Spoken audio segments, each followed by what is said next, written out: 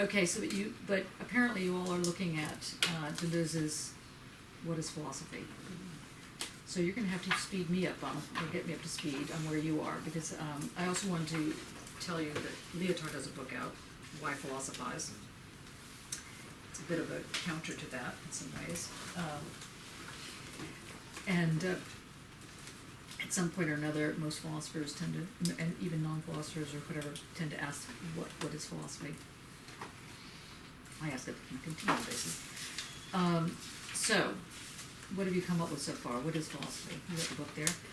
Yeah, we had quite a good session last week. Oh, sorry, I've lowered the tone. That's right. Okay. We hadn't got far with it, had we? We've done the introduction prior to last week, so last week we were talking about the introduction. Mm-hmm. What made you decide to choose that book?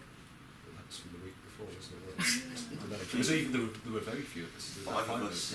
Yeah. But it was actually really productive because we all had a lot to say and we all managed to say it all. Oh, that's good. And it took a lot of negotiation really, didn't it, even with five of us to actually... Come on in. Hello. That's okay. It was trying to find that common ground, wasn't it? Something applicable to all of us. Yeah, so I was thinking we didn't want to just jump off from what we've been doing before. Yeah, right. So we can continue. Trying to find something that's still tied back to the birds and the Okay. canalas. And can anybody summarize the what in What is Philosophy in chapter 1? The question of a concept?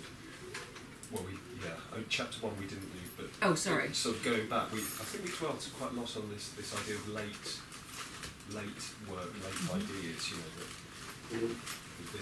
they've got to that point in their lives, reflecting. Yeah. Almost. Finally asked the question. Yeah. They did philosophy, so they've done all their work. They can say, what is it that we've done? Yeah. And do you think that's what they were asking? It's not so much that they're giving a reflection on what they've done. They're still practicing. I mean, do you see it as a Festreich, as something that you say at the end of, when you've done your time, then people write in your honor, or they, or what? It felt like they were setting it up as that, but you also feel like you're being tricked by that. You are.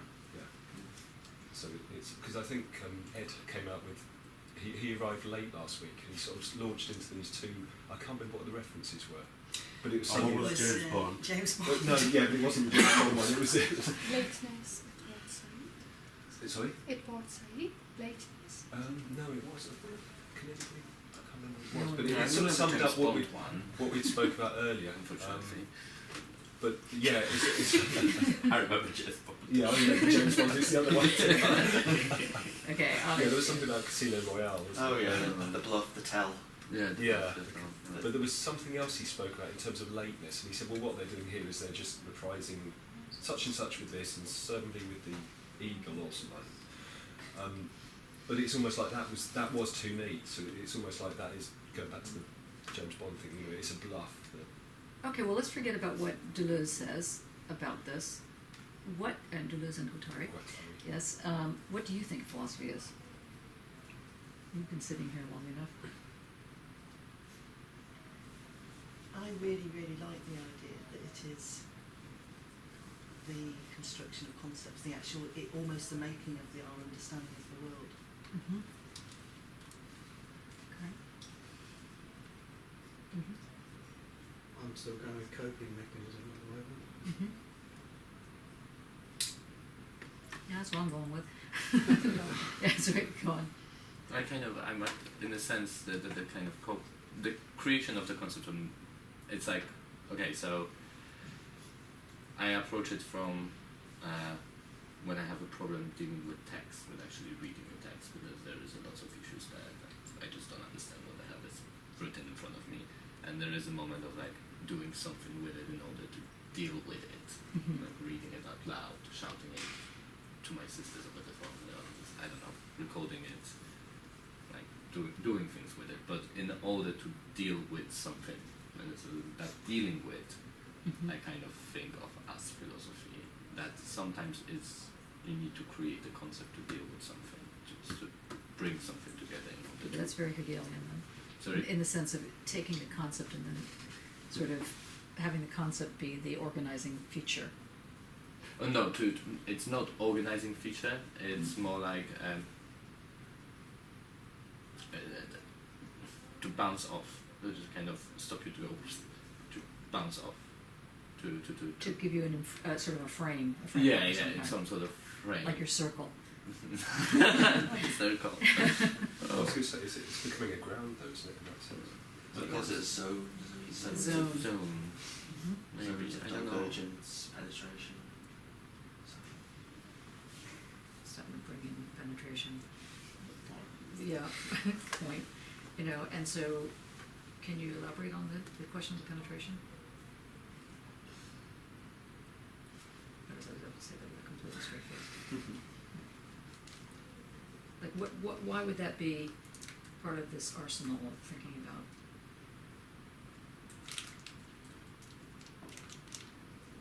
is that they managed to sort of cut through solid concept as a solid identity. Right. Concepts become it's something in the making of concept which brings things together. Has anybody read What is Called Thinking by Heidegger? Yes. Who said yes? And can you remember what the thinking was that Heidegger came up with? What was, because it's not rationality for Heidegger. It's not like not you think, okay, I'm gonna think what I'm gonna say and then go do it. It's not rationality. Remember? Well, thinking we're not yet thinking is the great claim. Right. We are still not yet thinking. That's the truth about thinking is we're not yet thinking. It's these kind of formulations. And what we are set to think about is that which moves away from us, isn't it? That we are in pursuit, if you like, of the thought, but as it moves away, which goes straight into the heart of Heidegger's ideas in what is metaphysics, where the being of being, or it's the way that the Bedurance, the standing of nothingness, is where things move away from us in that sense. So there's this movement in Heidegger, the spatial array, where things come towards us, or presence or absence. So the thinking process in what we call thinking is not what we call the last man, not the blinking man, not the one who. So no, I don't really know. But that was a very good answer. Carry on a bit. But Yes, yeah, right, so, good joke. yeah. The last man is the last men are the average everyday kind of thinking, blinking, which is a kind of I would understand it as a kind of just like that, like blinking, as you blink at things, you're fractured into things. But this pursuit that he's talking about is almost on the basis of a repetition, a decision that's made in the late. And it's definitely a Heidegger. movement. It's definitely moving. moving. Yeah. Well, and also think about the ing, the gerund part, writing, moving, thinking. This is, like this translation is why philosophize, but it should be why philosophizing. The question about philosophy, like what is philosophy, I would be curious what the French title is, because my bet is that it's with a gerund, because it has to be it's not putting forward a so-called discipline. In fact, it's being anti-disciplinary, or in that sense. So that requires this moving. Does anybody do French? Speak French? Are you doing I'm at French? school Not still. doing French. Yeah, Emily does French. So it's qu'est-ce que la philosophie? Oh no, philosophy. So Okay, it's so no, not- it's still philosophy. Yeah. Yeah. Yeah. Okay. One of my disappointments about philosophy is it always seems to so referral to the past. It's not, so often it's not seen as an active thing. And I feel as though That's philosophy should bad be active. philosophy. Yeah. That's what Foucault calls history. That's History. history. Yeah. Well, exactly. But I always think for me it needs to be present. You can't think that after being sitting in this course for so long. Well, exactly. But Just saying. that has been what my disappointment in the past has Good. been. That's a good way of putting Yeah. that. Yes. Yes. Of course, someone like Benjamin sees redemption through through the release of what was not completed in the past, what has yet to still become. So Yes. just a different way of looking at the past. It's not all bad news back there. It's something a bit like art history, isn't it? It's Well, yeah, you need to know when, this, but so do the you first thing really? that Deleuze is getting away from is that philosophy is not art history. Mm. It's not a canon in that sense, although you need to know the canon to know that it's not the canon. So it's got that bit to it. You need to know what you, God, I'm going to sound like Rumsfeld. You need to know what you know and know what you don't know and know the knowns and the unknowns and so on and so forth. Dane, what were you going to say? Another thing that we looked at is the idea of a claimant is built on how people come together in Greek philosophy in the city. People are friends and they're also rivals. They Yeah. each seek claim to something like, the example he gives is woodsmen, carpenters, lumberjacks all seek claims to this concept wood, and there has to be a way to validate each of their claims to it. And he terms a generalised athleticism to one has to be fit and able to claim a concept, to make a concept. Athleticism is in not just a physical fitness, but or a mental fitness, but an attunement to all the different combinations that make up a concept, that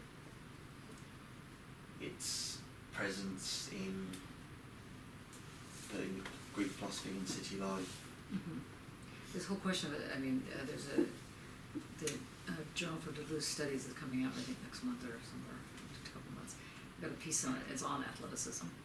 The whole journal is devoted, in fact, there's a whole conference going on about athleticism. They've just put it, as it'll be in Berlin, if you guys want to, we can go as a block or something if you're interested. But anyway, in that piece, I don't know if I sent it around or not, I can't remember now. Was that in Kimbo Corporation? Yeah, that's Yeah, right, the yeah, Kimbo you did- corporatism, you did yeah. say that. In that the athleticism is seen as acephalytic, so headless. So, and it's just a different position that's coming out of his difference in rep as opposed to the Buddhist philosophy. But, pardon me, in that way of understanding this athleticism, I was saying this last night in the MA class, I mean, one of the things I find annoying about Deleuze and Guattari and a lot of Deleuzian writing from that is that they're very against representation and metaphor, and then they continually do representation and metaphor. It just drives me around the twist. I mean, it really does. Just like, anyway, I've gotten past that now. I've circled back and now think that okay now. But what do you make of that? Because is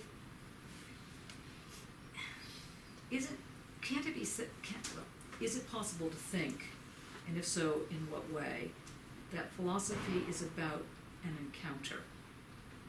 Is about a recognizing encounter? Well, I was going to follow on from what Dane was saying, because I think we got on to the element of risk in that relationship, in that friendship. Mm. And I think I was saying this is analogous to Parisia. Mm-hmm. Yes. There's that risk required. Yes, but it has to be a risk that you're brought into the risk. Yeah. Yeah. Yeah. And yes, there's a neutrality to it. Well, that's perhaps taking it too far towards Parisia, I don't know, but there's this sort of common. Which, you mean athleticism or philosophy? Sorry, the friend part that's talked about in the introduction. Can you, well, while you're doing that, I mean, for example, one of the Parisic things that just happened in this class is when I told you about my brother Blake, I was exposing that to you. I was also exposing it to the web. And you also received it from me, and you were then made raw. Unless you have no feelings at all, which I can't believe. So that's a Parisic moment. I debated a lot before telling my students about this. I told my students last night, and I told you today. And that move is because I think that there's more to be, it's more important to have it as a shared encounter than anything else. And to me, that establishes, I don't know, not only a way to cope, but maybe a way to develop a concept. But the concept isn't the concept you bring to it, it's the one that emerges in that encounter. So that's why a lot of this non-representational work is all trying to do this thing with the notion of the event and so on. Not to like immediately take it into an out of a raw moment, a personal moment, and put it in some sort of abstract, palpable way, but to get you to know that all these concepts have blood on their hands, and if they don't, then they're not interesting. Then they're not very useful, really. I don't mean that people have to be killed for them. I just mean that, well, I mean, normally they are.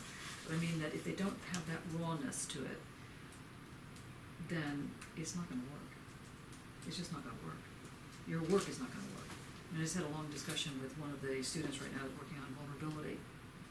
And the artwork at the moment is not as vibrant as it could be. And one of the reasons it's not as vibrant is because there's an approach that's trying to understand vulnerability rather than be in the moment of vulnerability. And I think that we have to try and do that with all of our work, like even in the archives. I mean, how are you in the archive?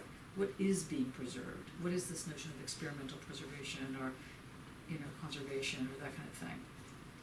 So, did you find your section? Yeah, well, I can't find this sort of it starts on page 2, Can people share? introducing the concept. They do talk about it for several pages through to. So, But I think probably page 4 is perhaps where it starts to get most relevant. The basic point about friendship is that the two friends are like claimant and rival.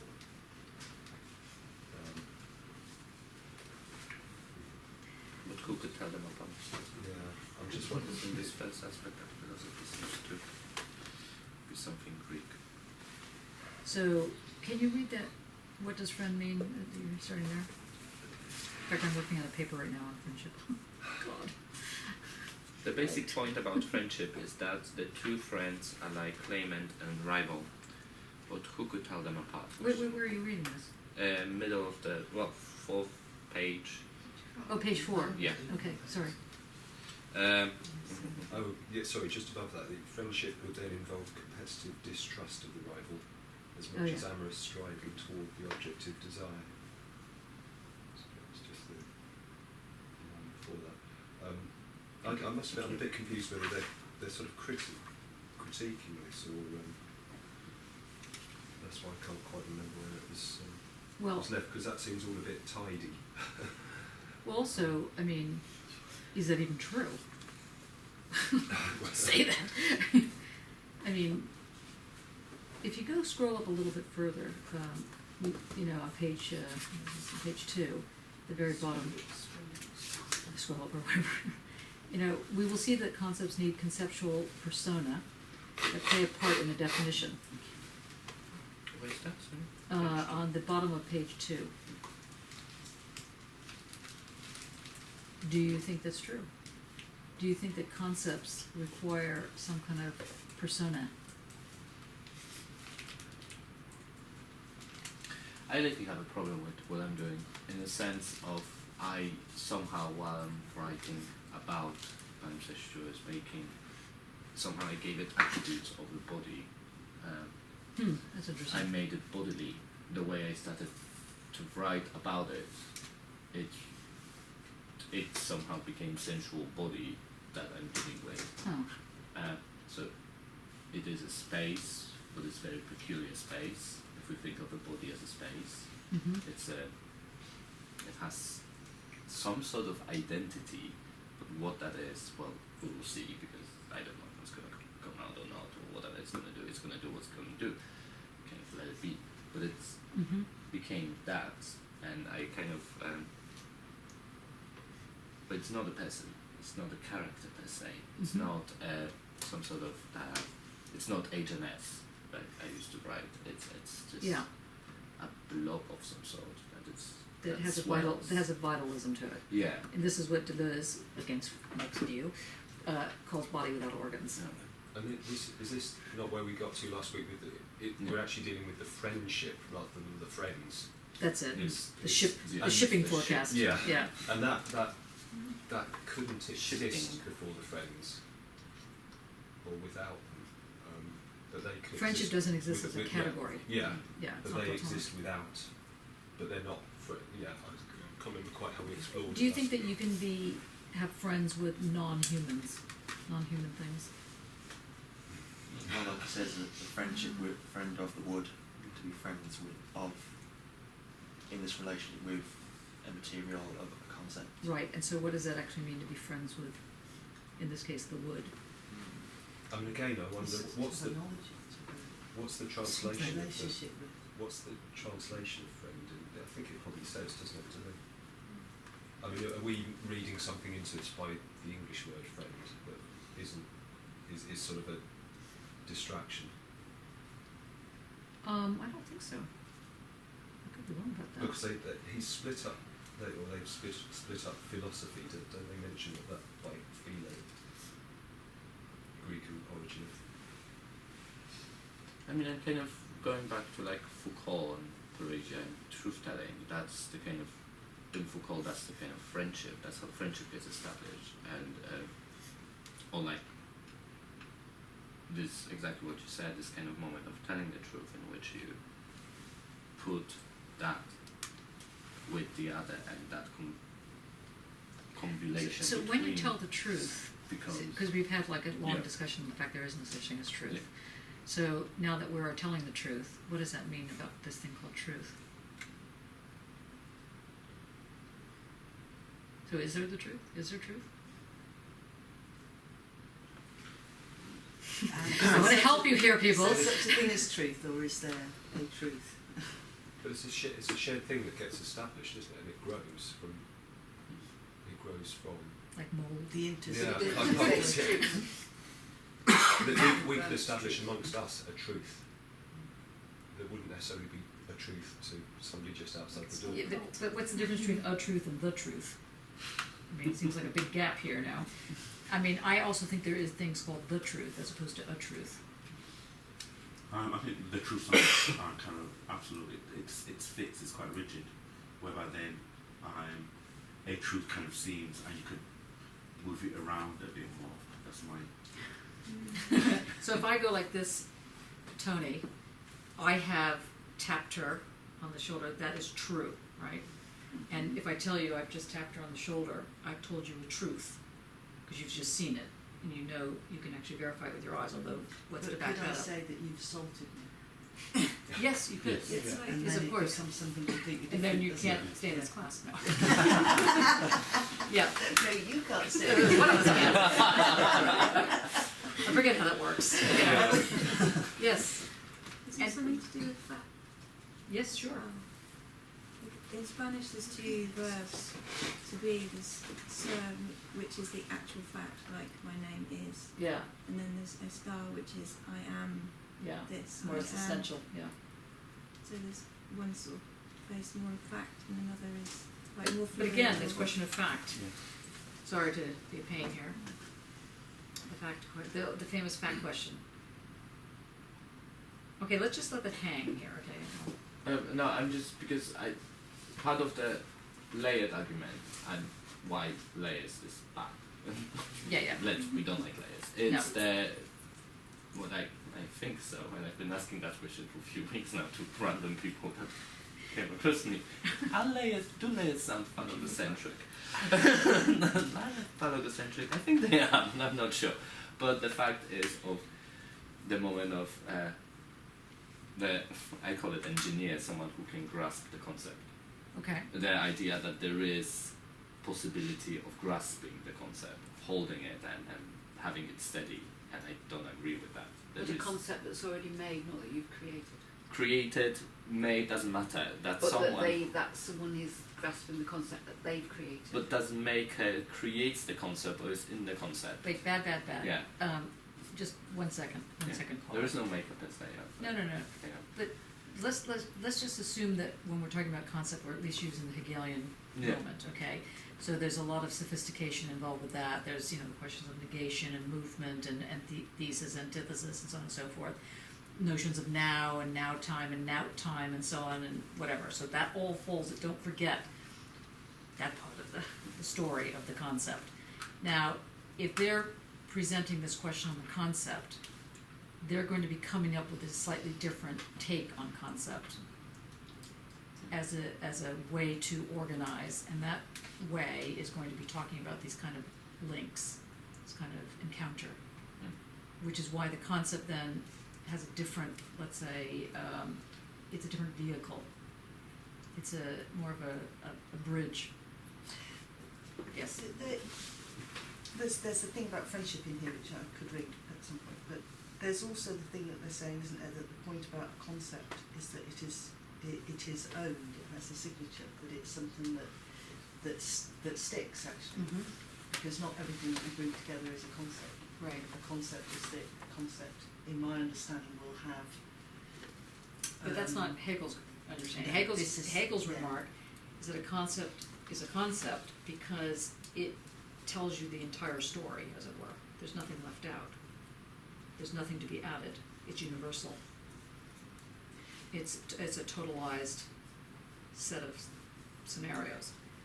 If you're suggesting, or are they suggesting, that in the Deleuze-Guattari version, a concept means that which sticks,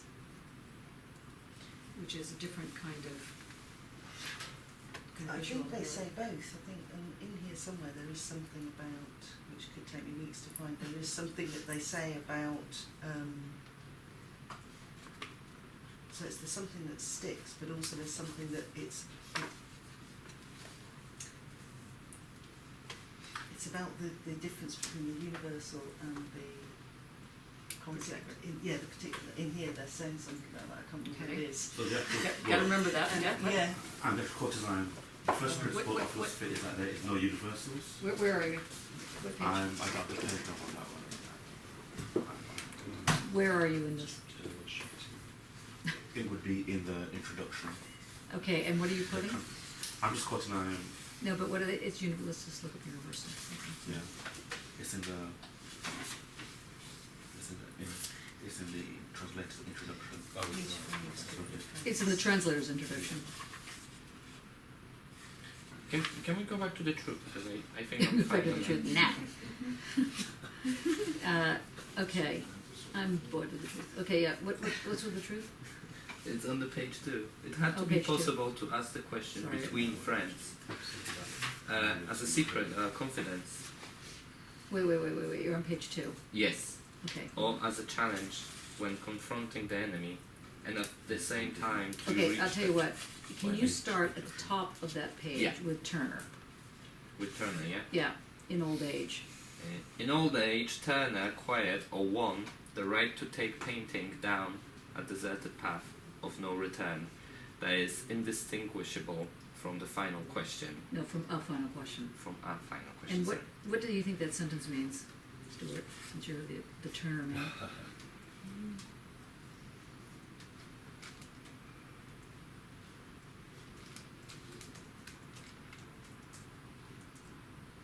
must admit, I did struggle with this line when I read it. I mean, I understand Okay, Turner's late I'll tell you what, let's works, go the one before.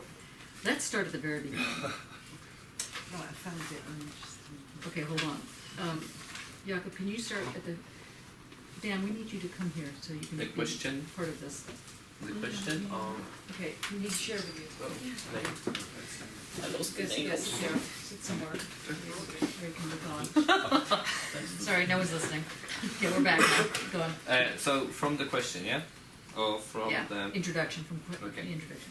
The question, what is philosophy, can perhaps be posed only late in life, with the arrival of old age and the time for speaking concretely. In fact, the bibliography of the nature of philosophy is very limited. It is a question posed in a moment of quiet restlessness at midnight, when there is no longer anything to ask. Oh, that's depressing. That's Rick Broken, couldn't it? What's that? Ghost was that. Right from Kierkegaard. And- Yeah. That's why it's probably depressing. That's right. No, that's actually hilarious. It was asked before. It was always being See, and this asked. is the importance of footnoting. I just want to mention this. Yeah. You know, notice he just ripped Kierkegaard off. What they did. Okay, go on. It was asked before, or it was always being asked, but too indirectly or I can't pronounce Obliquely. that. Obliquely. Thank you. The question was too artificial, too abstract. Instead of being seized by it, those who asked the question said it out and controlled it in passing. They were not sober enough. There was too much desire to do philosophy, to wonder what it was, except as a stylistic exercise. Attack on Foucault. Yes. Which Foucault says he wrote novels, so he knows that. There was an interview with Foucault somewhere that he actually says, I know my novels, and it's like, kudos to you. That point of non-style where one can finally say what it is that I've been doing all my life, and not been reached. There are times when old age produces not eternal youth, but sovereign freedom, a pure necessity in which one enjoys a moment of grace between life and death, and in which all the parts of the machine come together to send into the future a feature that cuts across all ages. Titan, Turner, Monet. In old age, Turner acquired or won the right to take painting down a deserted path of no return that is indistinguishable from a final question. Via the rest, I think that's how you pronounce it, could be said to mark both. Chateaubriand. Yeah, thank you. Old age and the start of modern literature. Cinema too sometimes offers us a gift of the third age, as when Ivans, for example, blends his laughter with the witch laughter in a howling wind. Likewise in philosophy, Kant's critique of judgment. Can you? Come in. Hello. Hello. Hello. Is that way too late? You can come in. Not too late. Sure. We're going to have to. Here's a seat. Sit up next to you. Okay. That's right, so that they have a class. Okay. Go ahead. Likewise in philosophy, Kant's critique of judgment is an unrestrained work of old age, which his successors have still not caught up with. All the mind's faculties overcome the limits, the very limits that Kant had so carefully laid down in the works of his prime. Okay, so I'm not sure how many people actually followed this first bit, but what do you think he's saying here? Just some, just a quick. What's his point? What they've meandered on about? Is that these certain people, Titian, Turner, Monet, late in life have created works that seemingly are it. That's the end of art. You can't paint after one of Turner's late paintings. And he's sort of saying that actually it's taken a sort of time delay to realise that that's not the end. And, Yeah, but it's late in life, as it were. I mean, yeah, well, yeah. it's late in something where people have earned the right to, be crotchety or something, and therefore overturn the usual way of thinking of things. Are they overturning their life's work as well? Yeah. I mean, but they're also overturning all of their works. They're overturning the discipline. Like, if you look at this, I don't really think you have to be late in life to be doing this, but let's just go with the argument. That they're putting forward. So it's like, in Jewish religion, you can't read the Kabbalah before you're 40, I think it is, something like that. Is that you need to have enough experience of Yeah, life before because that? otherwise, if you come to mysticism too early, you'll become you'll understand it incorrectly. Is the argument, and it's the same thing here. If you don't have wisdom, Yeah. which is what they're implying. So the whole part of philosophy. I just want to say, you're implying old age brings wisdom. We all know that's hilarious. But if you have this thing called wisdom, so the reason I'm pointing this out is so that you know that that's a secret component to the rethinking. And now we need to put wisdom somewhere on the table. It's like the sage, isn't it? It's like the sage, yeah. wisdom, that its modality is being. It Yeah. says what is, but it knows when to stay silent. Yeah. That's what I think of the sage, the wisdom. Just to throw Yes, that- and so they're just sort of not footnoting him either.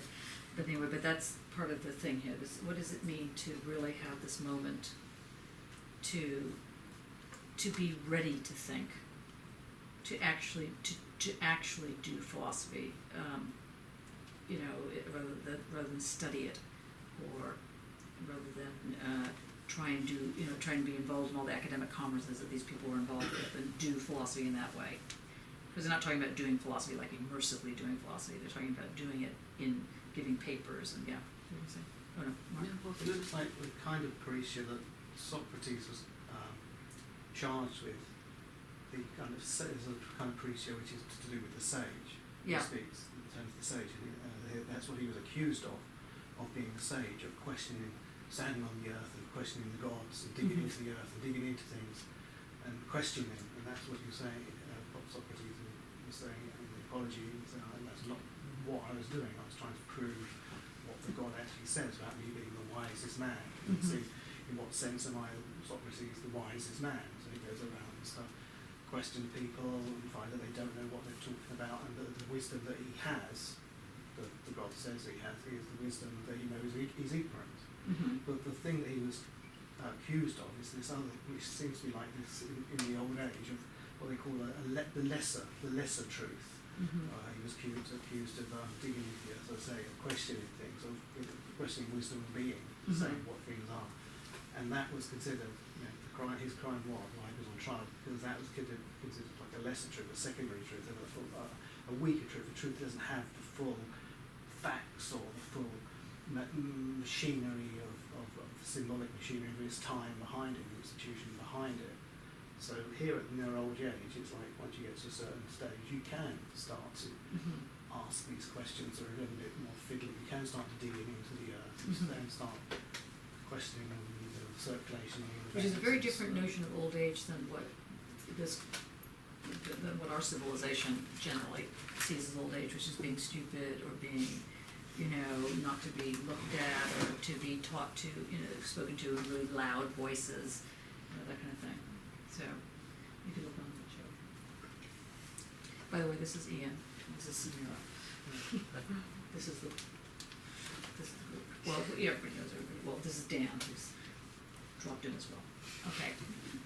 Go on. We cannot claim. Oh, sorry. No, don't go on yet.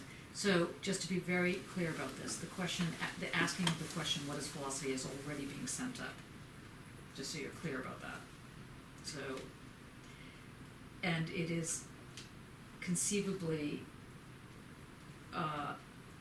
they're going to come up with an answer, but the answer is going to be as sent up as the question. So you need to be aware of that fact, that kind of fluidity that's going on there.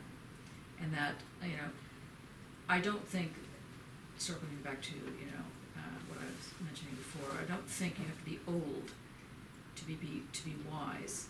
I think you have to be open to pain. And not because you want to be open to pain, not because you're just a masochist or something, although that's not necessarily a bad thing, but because that enables something. It's an enabler. And so you have to get a sense of, obviously too much pain, and that's too much. Not enough pain, you don't get it.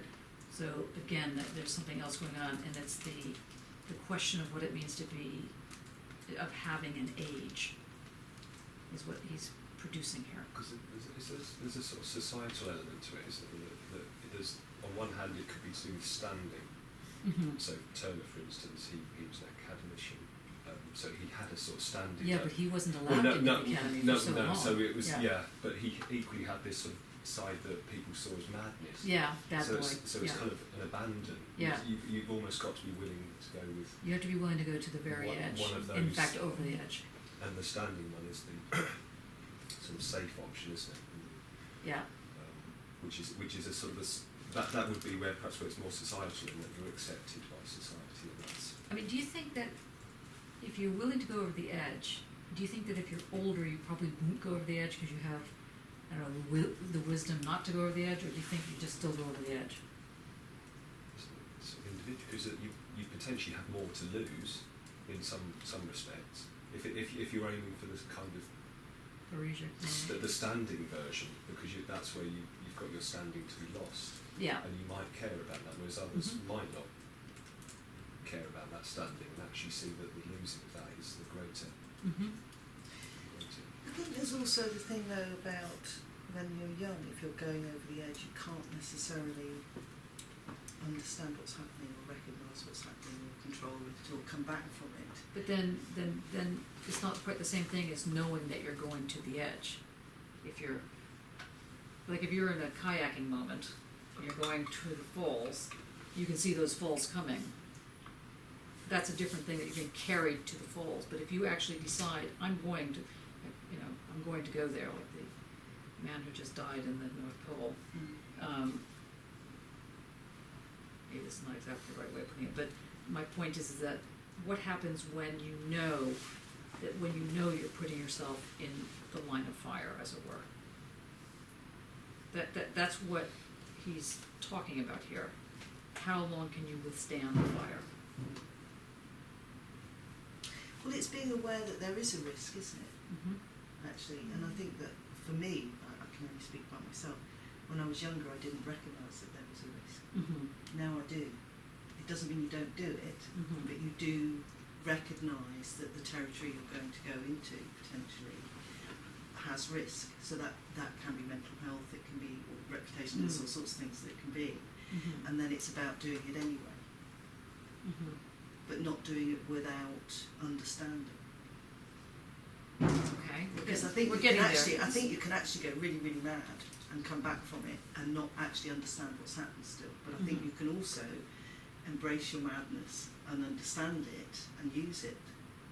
Okay, but these guys are not being utopian here. They're not Yeah. going, well, maybe they are because of the, schizo capitalism. When you draw the line on these, just cruising around Foucault and stuff, thinking about the political parousia that he warned off against. There's the voice in Socrates that says do not get involved in politics and political parousia because it will destroy you. And then there's a parousia of the sage that I just talked about, which is a different kind of parousia. The parousia itself that Socrates represents, the truth speak that you talked about earlier.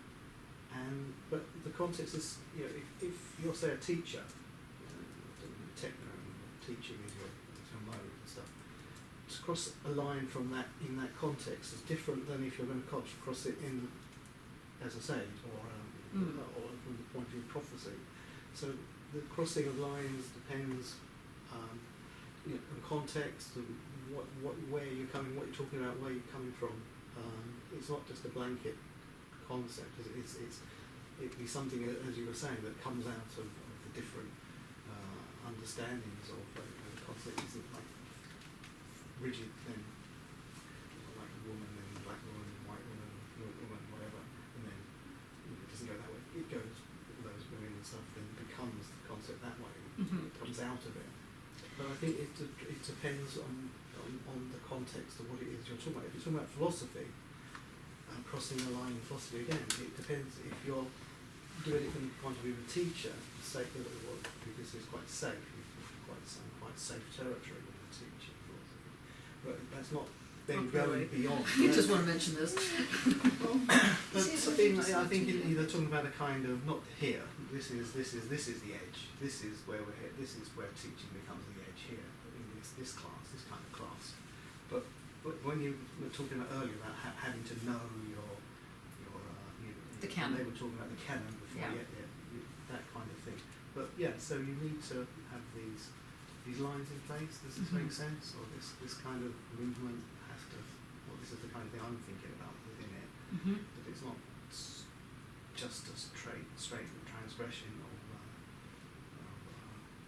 sovereign state or. Well, just so you have now in your arsenal that we'll put on the table, the fact that old age is a euphemism right now for some form of wisdom, and that also it implies that people who are in this thing called old age have some form of respect. So already we know in the societies we live in that's not the case. So they're playing with this. They're playing with this move. They're setting up this kind of this kind of moving back and forth. So just keep remembering this. It's kind of, you're like on a swing, and then they're going to start making that swing have more things on the swing. So the first swing is, what is philosophy? And then we add things to the swing. We can add bells to the swing, age. We can add going higher than you normally would go on a swing. This kind of thing. We have the respect of, I don't know, the physicality of life on the swing. And now go to this thing on friendship.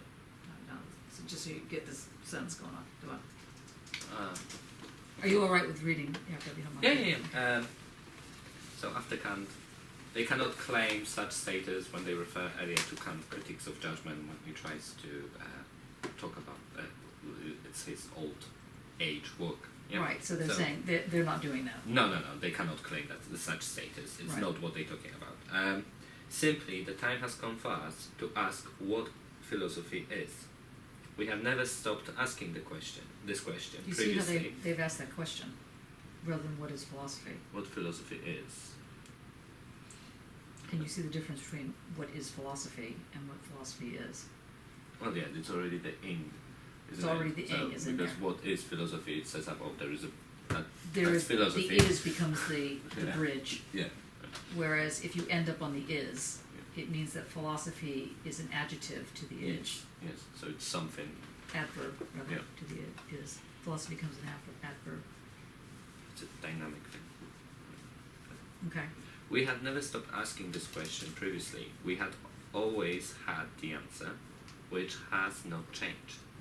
Philosophy is the art of forming, inventing, and fabricating concepts. So they're rejecting that. You get that, right? They're saying that's what philosophy has been seen as. That's when you ask what is philosophy. But if you say philosophy, what philosophy is, you're going to get a different answer. But the answer not only had to take note of the question, it had to determine its moment, its occasion and circumstances, its landscapes and personae, its conditions and unknowns. It had to be possible to ask the question between friends. As I don't know why I did that. As a secret or confidence, or as a challenge when confronting the enemy, and at the same time to reach the twilight hour when one distrusts even the friend. It is then that you say, that's what it was. But I don't know if I really said it, or if I was convincing enough. And you realize that having said it, or been convincing, hardly matters, because in any case, that is what it is now. So, did that make sense to anybody? Did it make sense to you? That Yeah, I think. And what can you translate that? I mean, we're speaking about the truth, and I kind of read it that way. Is that okay? I don't know. No, he's saying if we go back, but the answer not only had to take note of the question, what is philosophy, it had to determine its moment, its occasion and circumstances, its landscapes and personae, its conditions and unknowns. It had to be possible to ask the question, quote, between friends, unquote, as though it's a secret or confidence. So, what does he mean there? Why is he saying, they, I mean he, why are Deleuze and Guattari saying that, like that? Why do you think? Is it an encounter? Philosophy is. Well, let's go back to what the question is here. The question is, what is the question he's referring to? What philosophy is, question mark, or what is philosophy? Question mark. Which question do you think is the question? What philosophy is.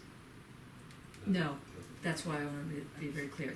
So what he's talking about is what is philosophy. What they're talking about is what is philosophy. I mean, really, it's like knife in the head here. But anyway, just so you know, they're saying, what is philosophy? Well, the answers tend to be, well, here's what here's what we think.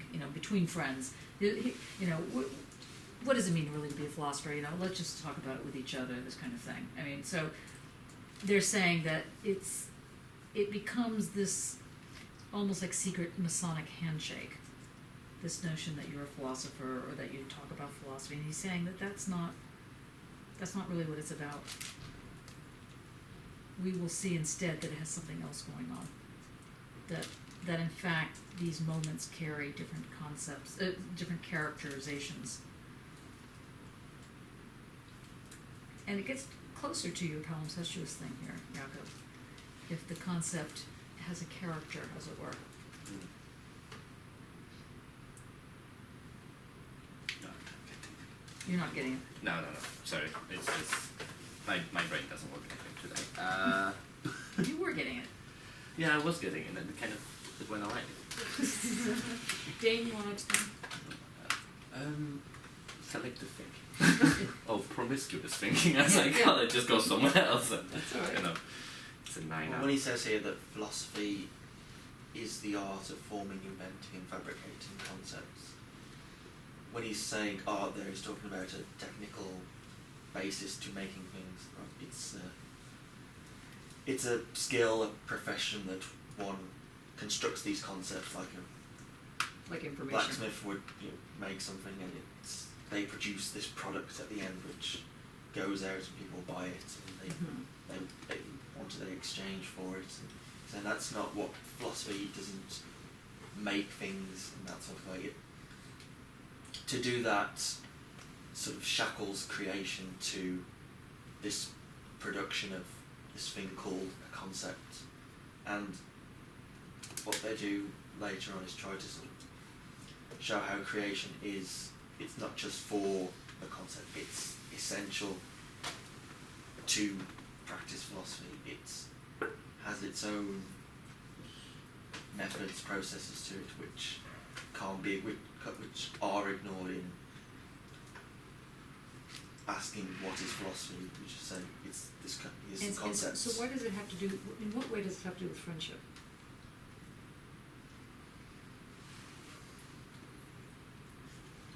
Because it takes that beyond an object. So if the concept is an object, you're speaking at it and you're getting your own answers back. With a friend, you've entered into a relationship, you're going to get a more fluid answer back, and you may not like that answer. So the friendship has to be with another human. But Because we're back to the bloody wood, right? yeah, I know. Yeah.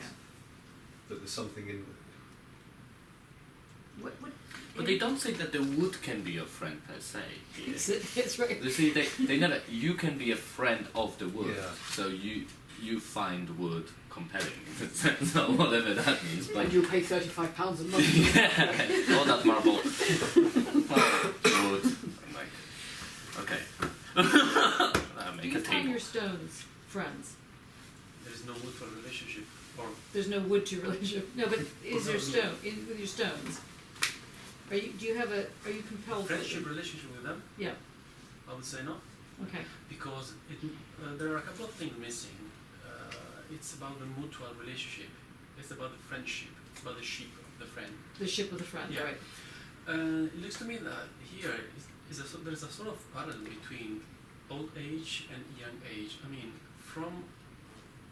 until the old age, you can talk about what is philosophy. And then, when you're old, you can talk about what philosophy is. Mm-hmm. Okay? It's like inheriting something which you learned from the past. And you know that philosophy is about forming, it's about inventing and fabricating concept. Then when you get old, you are able to know exactly, you are able to be a philosopher about the philosophy you learned. It's here. Yes, I mean, I think that's what they're saying. You agree with that? Yeah. Nick, do you agree with that? Well, I'm beginning to get that. So beforehand, I thought it was just messing about. Because let's face it, there's a lot of that, and it doesn't really help. Yeah, no, it's true. I mean, you just wonder really why they have to do it. What's wrong with them? Because there's something wrong with it, isn't All there? right, that's right, all right. Otherwise, let's face it. Just try and get past that bit. Yeah, but do you think that there is something in that? Sorry, I lost the question. Something in... The age thing. Oh, the age thing. I was trying to explain last week that with age comes you know, great wisdom and all that sort of thing, and no one would have anything to do with it. Why are you asking me at the moment? Because it looked like you were nodding. Oh, I was just nodding because I was sort of understanding. I was beginning to get it as you were saying. What Andrea the difference was between saying. what philosophy is and what is philosophy. Oh, okay. I hadn't sort of got that. But if age has got anything to do with it, it's about perspective, I think, actually. It's not about wisdom. So do you think that he's privileging the notion of experience? I think they're tongue-in-cheek over the age thing. Yes, I actually. do too. I don't think I take that bit seriously at all. It's a sort of I joke. don't know. I mean, and also he's talking about saying between friends, Mm-hmm. two of them. Mm-hmm. That's the reason why I. Well, it'd be hard to have friendship by yourself, I guess. You know, I mean, we were talking about stones and wood. There is no the mutual, the sheep is Mhm. missing, the relation is missing, the mutual. There's no conversation. It looks like between friends we can talk about what philosophy is. But I know that there was an artist that we had here who was we followed for a while. He was totally obsessed with marble, and used to lie on the marble, used to stroke the marble, used to have a very specific fetishistic, practically, relationship with marble. Is it called friendship? Yes, I think he would call it friendship. Okay. Yeah, and that's what I'm getting at. I mean, you know, I can understand that because I worked a lot with Willow, and you just want to do it. Yeah. Basically, it's something you sort of understand but don't. which is not and saying that it's inanimate familiarity. objects have a soul. It's not that side of it. Mhm. It's rather that there's some kind of communication that goes on. It's one way communication. I don't know if it's one way. Is it an understanding though? Because I work, my material is metal. And Yeah. I have an intimate relationship with metal. What do you mean by that? And what I mean by that is that just the doing of it, years and years of practice of working with it, it's the tacit knowledge thing. It's that thing where when I'm at the bench, and I have my materials, and I'm exploring something, I'm trying to find a visual answer. Actually, would be something, or a technical. I've got a technical thing going on with the material, trying to work out how the material will do what I want it to do for me. There is an intimacy of knowledge that I have with that material that only comes with years of practice and experience. And I mean, what I always say to my students is there is a reason that apprenticeships were 7 years long. And Is there a reason? Yeah, and that comes from that repeated practice. What's the reason? The reason is because that in order to be able to create, you have to understand your material, and you can only understand your material in the doing, and you have to just keep doing it, and it's Okay. through that. We have a Bravo No, making I- noises. no. No, he has very serious issues. I'm not sure That's if to do you with need my to. material. Yeah, okay. I'm not sure if you need to understand the materials that you're working with. I think that there's some kind of relationship, but I don't think that I always understand what I'm working with or doing. Right, no, now that, But they is kind that of the head towards ideas? something. Is that the ideas or is that the process? Because I for think me the material is different to the material that I work with, because I'm a goldsmith, Yeah. is different to the creative practice that I might bring to that. Right. But you would still call the art in it. intimacy, yes, there is an art in the material that I have that somebody with less experience wouldn't have. But the art side of it, would you call that part, I don't know, love? The art side of it I would call... The art Nothing. side of it, the art side of it is actually about a quest for knowledge, I think, and looking at the world in a different way and trying to understand the world You've I got live a in. whole set of faces. That's exactly the same. It's like, But the material side of it for me, as a goldsmith, there is an intimacy that I have with my materials that comes through just practice, just being with the materials. Is it But then the friendship? ideas still have. Yeah. Is it friendship? Yeah, because Well- friendship's got to be mutual, surely. Yeah, that's the word. It's mutual, isn't it? It's A lot of friendships it's are not relationship. mutual, but they're All right, calm down. sorry. Sore point. It's, Yeah. it's intimacy. For me, friendship would be friendship would be a dynamic Yes. thing. Don't people have friendships with their materials? But there's an intimacy I have with and a Yeah, love I of my. don't See, I But love you my wouldn't call it material. friendship. Is that I do call it friendship? friendship. Yeah, I love my material. I mean, I'm passionate about my Okay, Yeah, material. you're saying you Now love to it. right.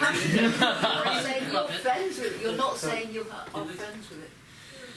I mean, But there then I is- think My new best friend is is my This desk. is gold. You No, see, and that's no, what I they don't would know. be bad. What they say is bad because then you claim possession of the gold in a sense, like My it's- friend. yeah, my friend gold, and so they against that. So they say Sounds it's like a movie that's villain. what is philosophy. That's what they referred to earlier as from the Greeks, kind of well, earlier as a concept is something that you can in a sense possess. So the wisdom, you possess the wisdom at the old age. You don't. You can't claim wisdom at the old age per se, but you can be wisdomers in a sense. So they don't say you are friends. If you are friend of the wisdom of gold of thing, they do refer it to a thing, and they say also all lovers. So they later produce the kind of also different type of intimacy, not necessarily friendship. There's a lover part, which kind of brought to me attention of like one night stand. You love your one night in a sense you love your one night stand, but you're never gonna speak to it again. But you still went and made a sculpture for some reason which you never did before. But wow, you just what a did it. one night stand. Again, jealousy. It's called fast typing up Several and buttons casting. being pressed here. Stop. Poor Jono's. But they say here for philosophy, or rather, page 4. Again, someone with a friend of and they call to kind of talk about friend as a conceptual persona. Yeah. So it says here, friendship would then. Can you read that bit out? That sort of. Oh yeah, it's the seminar. friendship. Yeah, just Uh, on page 4, right? Yeah, friendship Okay. would then involve. Yeah. Read that. So Or maybe the next one. oh, both That's of them, the because basic we said that on beginning the I know. rival, but friendship would then involve competitive distrust of the rival as much as a more amorous striving towards the object of desire. The basic point about friendship is that the two friends are like claimant and rival, but who could tell them apart? And I think what they kind of mean is this relationship, friendship in this case, between what they call philosophy and wisdom. It's not, they cannot claim it for themselves per se. So, because, well, there's nothing to possess, but you can't claim it for themselves. So you can't, but you can be, in a sense, you can have that relationship, and through that relationship, that wisdom comes out, in a sense. But I But keep it's- asking, can you have a friendship that is not only between humans? Isn't this? Was that a yes or was it Multiple a choice. I thought you said niet. No, niet. Niet. Suddenly we have Russian happening. Yeah, Guattari Polski. But yeah, I think it's yeah, and it becomes quite complicated because like I'm looking at the work I'm doing, and that's why I call it masturbatory in a sense. You call it what? Masturbatory. Masturb- Because I'm kind of trying because I still this question of narcissist kind of hangs in the back. And what question is that? Do you think your work is narcissistic? Yeah. Who says that? I cannot say. But there was a question about my work, and I reacted to it saying no, it's in a sense masturbatory. Wait, Chris said that. No. No. Who said that? Henry. No. No. Was it anybody in this room? No, but I. Oh, he sees the camera. Hello, I thought you pointed at Chris. I was like, I don't remember her saying that. Anyway, it was asked, and I kind of said no. It's kind of more masturbatory in a sense. Wait a second, that is also narcissistic. I mean, if you're masturbating. Yeah, but it's not. Sorry. It's not become. Welcome to our class. it's not I didn't even realise there was a camera, so that's it kind of makes it even more. Are you alright with the camera? Yeah, I'm fine. Good. Are you alright with the camera? I meant to ask. Everybody else alright? Good. Okay, go on. Yeah, so I don't mean in a masturbatory sense of loving Clearly you're going to have to be able the to say self. this eventually when you're defending yourself. Yeah, No problem. I don't think I will ever. Because it is more already. But it's the moment because, in a sense, object that becomes part of the photograph, it's this body, in a sense. It's not me per se. I always distinguish that from me, but that's my wisdom. But, I mean, is it My possible... body is my wisdom, in a sense. So I have friendship towards that. It's a lover, but it's not. But when you go out, like when you go out in the land shape, isn't there a moment that it's your friend? Or no, you don't have that? I mean, I've been trying to think during this, but that word friend hasn't occurred before. I hadn't thought like that.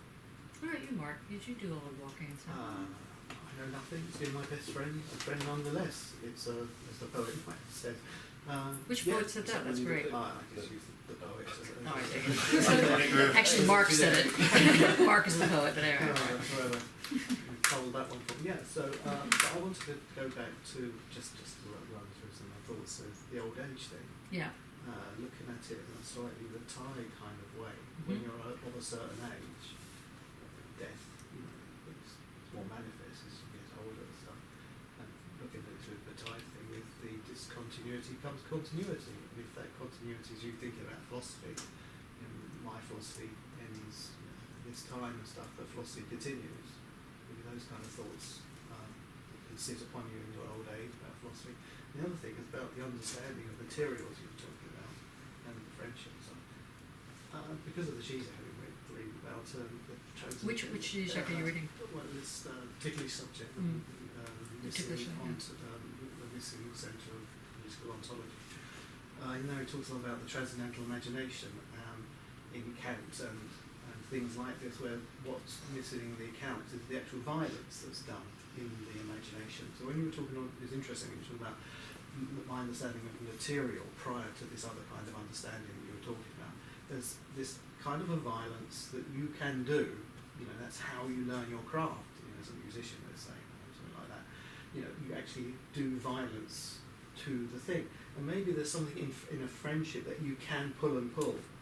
You can engage in that way with a friend, which you wouldn't do with somebody who's much more sort of quiet, not quite a friend, much more polite, engagement, much more structured relationship. But with a friend, you can have that. It's an intimacy, like you can take the with risks, the material, can't you? with the material. But before you then get to the understanding, what you're calling understanding, which in itself is a question mark, is a kind of violence, a different kind of violence on the other side, let's say. So just thinking around these things and the old age and these kind of things within this. But so I'm sort of thinking of maybe this friendship is push and pull you relationship that allows you. What do you think? John, were you making a... You're still making a face. No, I'm just thinking what you're It's I not was sure. just, I guess kind of the old friendship thing sounds really neat and tidy. I guess kind of the violence kind of Attracts you. Perfect. yeah. Learning all sorts of things about you today, John. That's I know.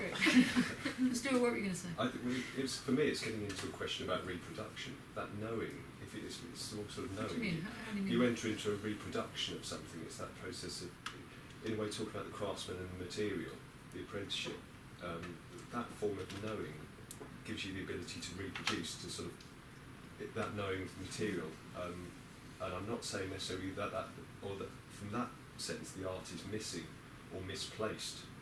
The art maybe in that is not in the final object, but in that process. Yes, and I think there's a difference in how you use it. So I can use it to make the same ring, and the ring, of course, will be different because I work by hand. But I can use it again and again and again, and I teach that. I teach people how to. I have particular exercises that will teach them particular skills, but understandings around the material. But equally well, I can take my knowledge of my material and I can subvert it, or I can turn it into performance, or I can, you know, there are lots of different ways I can approach my understanding of that so but material. I'm wondering about this sort of knowledge, going back to the... So, I just want to bracket, sorry to say, that so far we have not discussed friendship, we have not discussed love, and we have not discussed knowing even. So I'm just worried, okay, I just want to put my worry out, okay, go on. Sorry, just going back to page 2, the Can I the go second... make another coffee? The, Go make another coffee for myself. I guess so. And just stay awake for that. I'm boring you. I'm half dead right now at this point. Go on, page 2. so it's the end of the second paragraph, and you realise that having said it or been convincing hardly matters, because in any case that is what it is now. For me, that's where the reproduction sort of model becomes problematic. That if you're content to just sit in the same place pinging this thing back and forward, that is reproduced the same thing over and over, but you've got to realise that things do move on, and that there's a movement in this that we sort of spoke about earlier, which is perhaps where the old age part comes in, that there's a progress, and that if you sit there still pinging that same concept out, it's not going to hit that mirror that was originally there when you gained your the conviction or the standing from it. But yes, I realise I'm sort of not friendship. Well, I'm just trying to get a sense of how, I mean, because it would be great if we could just go slightly past this, page 2 and 4. If we bracket, you know, let me, I keep asking you, can you be friends with non-persons? I mean, I personally have a great friendship with a horse. I've had a great friendship with a horse, and I would say we're friends. But you have a reaction. It's different between wood and person or between any animal. No, and but so person. I'm just trying to say, like, I'm using horse or animal Okay. in order to get away from human at the moment. Okay. And so get away from the competitive. I don't think that in Manhattan's case, well, he was a very competitive animal, but not necessarily with me. I mean, it's like completely ridiculous. Could I, on the back of the horse, so to speak, I would say this is sitting on the fence Sad. because. Oh my God, sitting on the fence, sitting on the back of the horse, you But need a saddle. if we can accept that you can have a friendship with a horse, I would say that we can accept that you can have a friendship with a mountain with a stick, Absolutely. because it's about the flows. It's that Delandian thing of Absolutely. speed. Now we're getting somewhere. So Yes. Is this what Donna Harrow was talking about when I would spoke about her dogs? Yes. Can you elaborate on that? No. But do you know what book it was? It's a small one. What colour is it? You should know. When species meet. When species meet, and so that's what she kind of talks about. Yeah. Okay. Exactly. Yeah. When species meet is the title of the book, Uh-huh. and it's about how species have friendships. You could even have a friendship with a spider, I suppose. That was very fast. Is it? It's when, like Mark said, friendship's almost like a balance. Sometimes you feel a lack, and then a friend will help you work through that lack. So they kind of, there's that balance going up and down, and you get that with animals too. No. I mean, yes, but that's not what I meant. I'll elaborate slightly because I don't want to get too off-piste here. But in the gay world that probably never existed at this point, upbeat way of looking at things. There was a whole time period of SM in terms of being in the literature a lot, not just in the back alleys and so on and so forth, in the big parties. And in that environment that men and women and various other women, whatever, different types of people were involved in, and especially in places like Torture Garden, which is, by the way, I'm on the mailing list. I don't know how I got on the mailing list. It's so great. And somebody sent on the mailing list that they're very upset about the Valentines because people aren't actually dressing up properly. and they're finding this really upsetting. I thought it was okay. Only if you can only get a thing like that from a torture garden thing. Anyway, torture garden, people used to run around in their little outfits with the rubber and leather and handcuffs and things, the basics. And in the SM relationship, to the degree to which there was one, that is, say, a relation, what was usually the object of the relationship was not orgasm per se. Wasn't even sex necessarily. I mean, in the sense of, there was something else going on. There was something around boundaries or something around, someone nodding a lot. So, yes, boundaries, submission, mastery, these kind of terms. And it was put in that whole bit was put in terms of friendship. The friendship of the one night stand, the friendship of the, fuck buddy, the friendship of your lover, the main one, or some other ones all together, or something like that.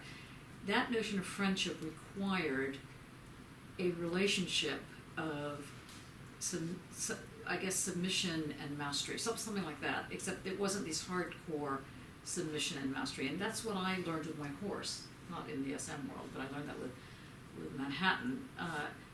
It was the kind of thing that the horse had to submit to the rider, because if the horse didn't submit to the rider would be killed, basically.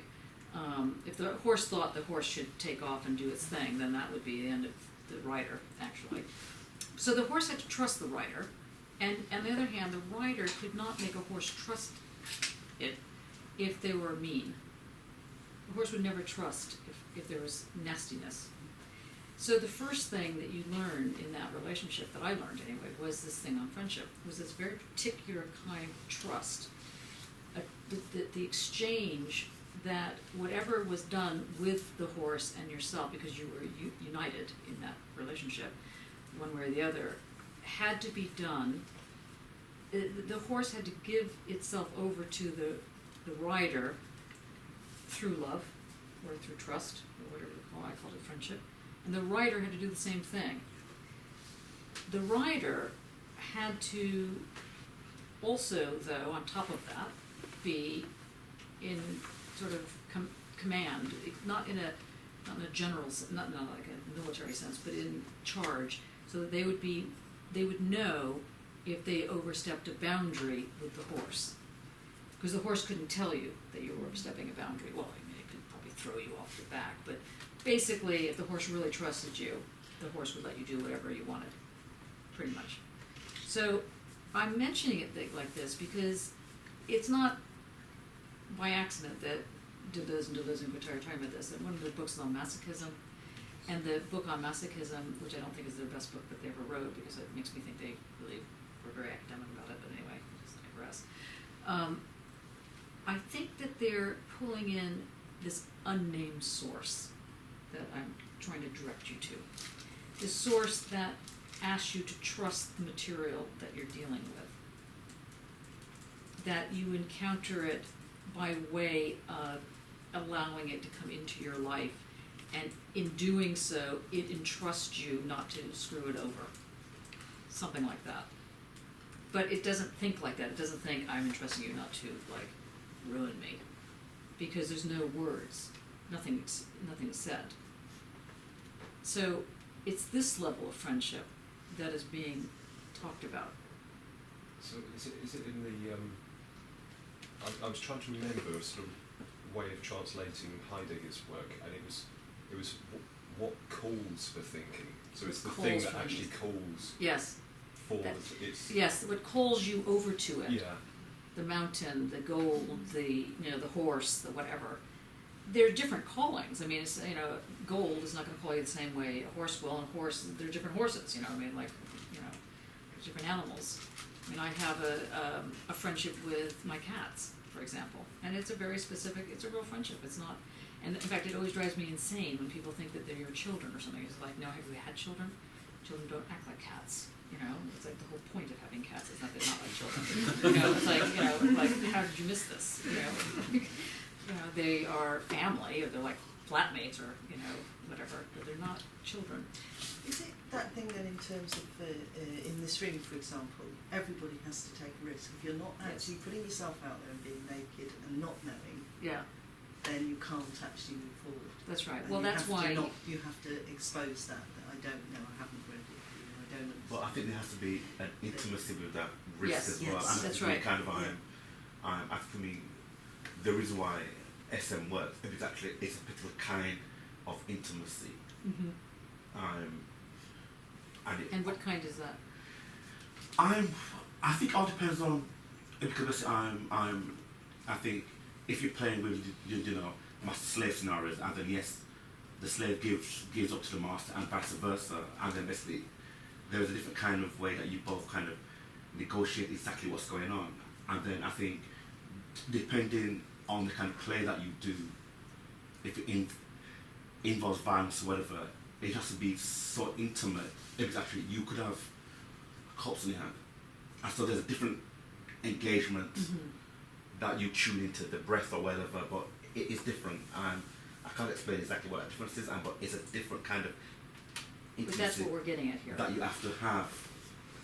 And the intimacy, at the moment, you can call it friendship. I mean, for example, in the how many people have read Plato's Symposium?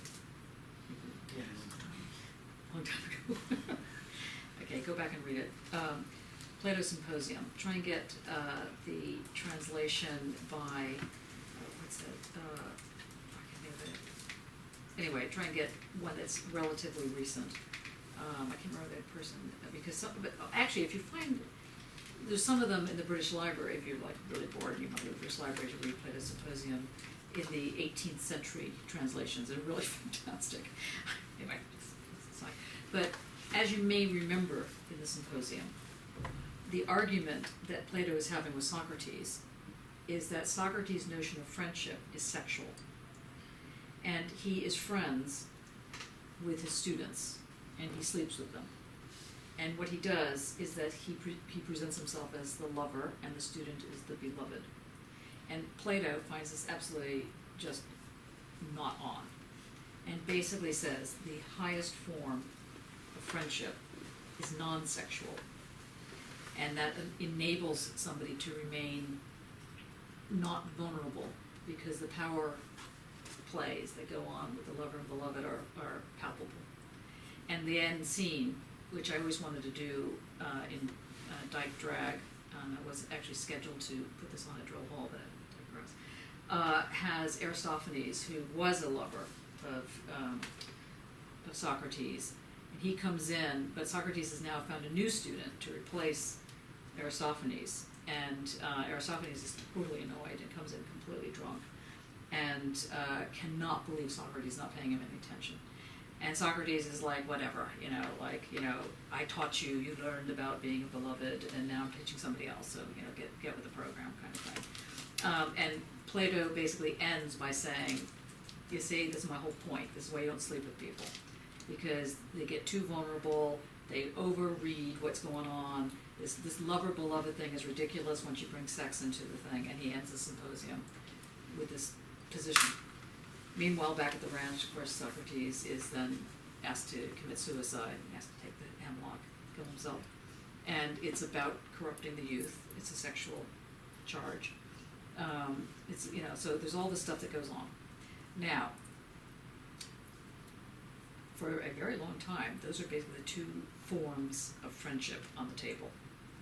That, and then, of course, when Foucault writes his thing, The History of Sexuality, which is probably one of the most boring books, I hate to say this, Michelle, but I mean, I was so excited when I came across The History of Sexuality, only to find that I probably fell asleep, on page 3.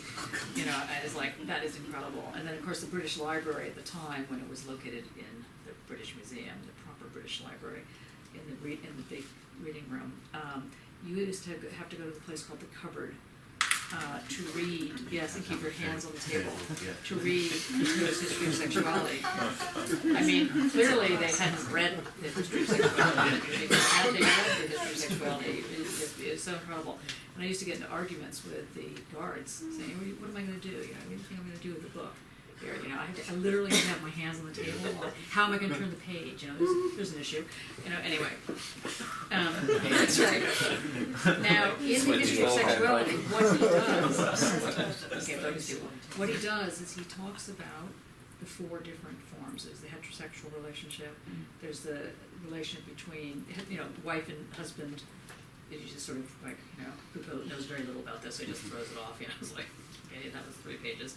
And then he gets into the boy and the, you know, the lover beloved, the Socratic one, and he gets into the friends, the equal friendships, and he, I think there's one more, the child adult friendship, which is again not sexual, but these are different forms of the history. It's sexual, but it's sexual in ways that may or may not involve sex. So it's sensual, sexual, erotic. It's erotic, and what that's about and how that upholds things. Now, he doesn't go too far. I mean, he goes very far with it, but for the purpose of this conversation, he's talking about these things in terms of stylistics of existence. Now, you notice that one of the lines in the very first part was a little stab at the stylistics of existence here. So the question becomes, what do you think they mean, Deleuze and Guattari, who were not born yesterday, who wrote a book on masochism, well, Deleuze did, who lived through the entire, you know, SM, coming out, Guattari's gay, Deleuze is not, you know, but he's like a metrosexual or whatever you want to call these people at this point, you know, the different titles. What do you think he's talking about when he talks about friendship? Why do you think he's got it on page 3 of What is Philosophy? Okay, let me ask it slightly differently.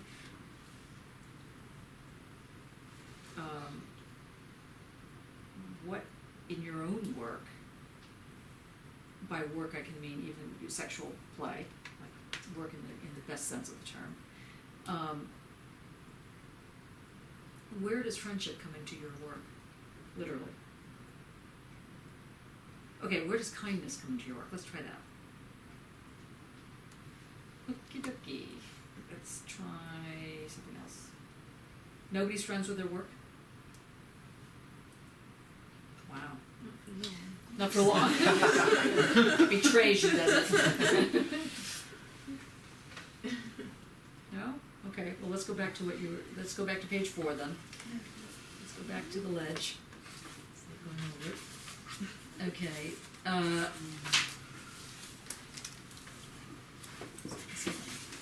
Okay, try, let's get the, let's go to page, let's try, I would say in doing it. well, let's see, friendship would involve competitive distrust, so you got past that.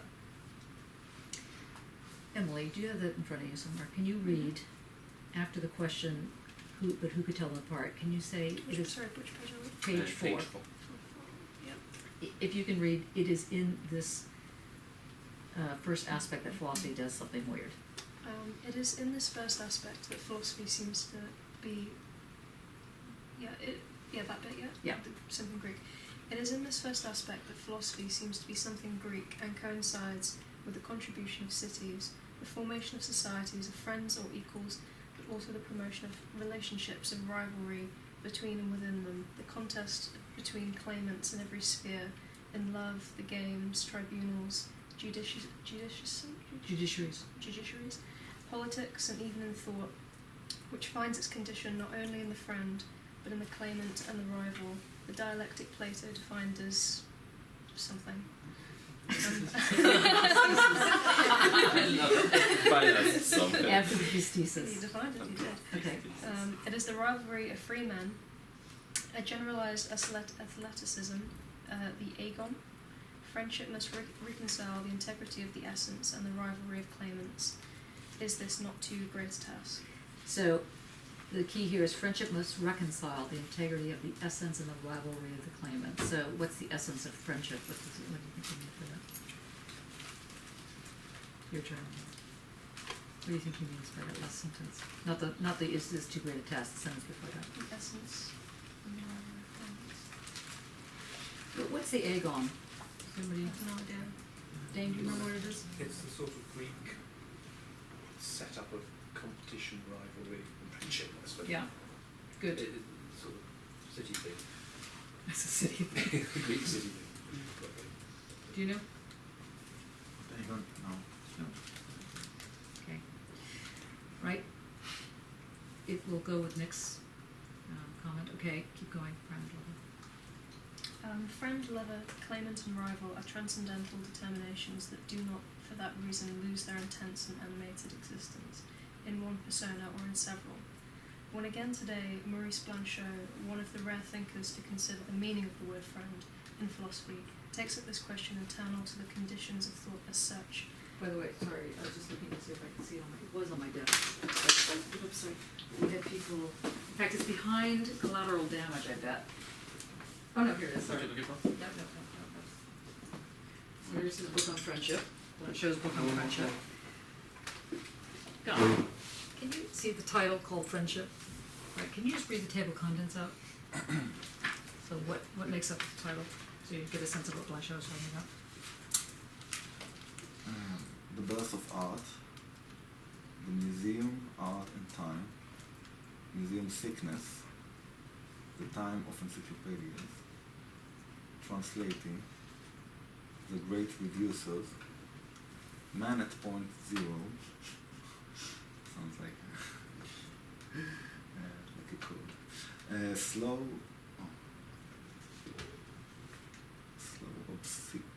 Obsequious? obsequious. What does it mean to be obsequious? Really unpleasant. Yeah. Unpleasant.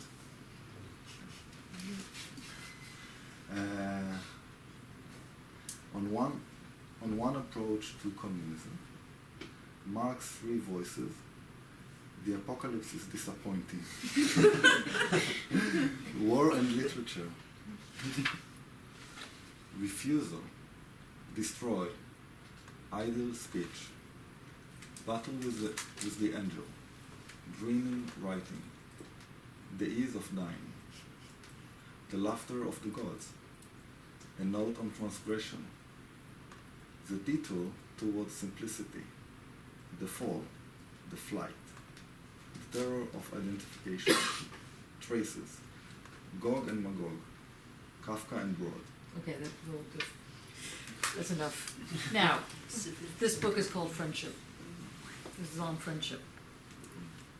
I want you to, whenever you see references like that, go to the source and see what they say.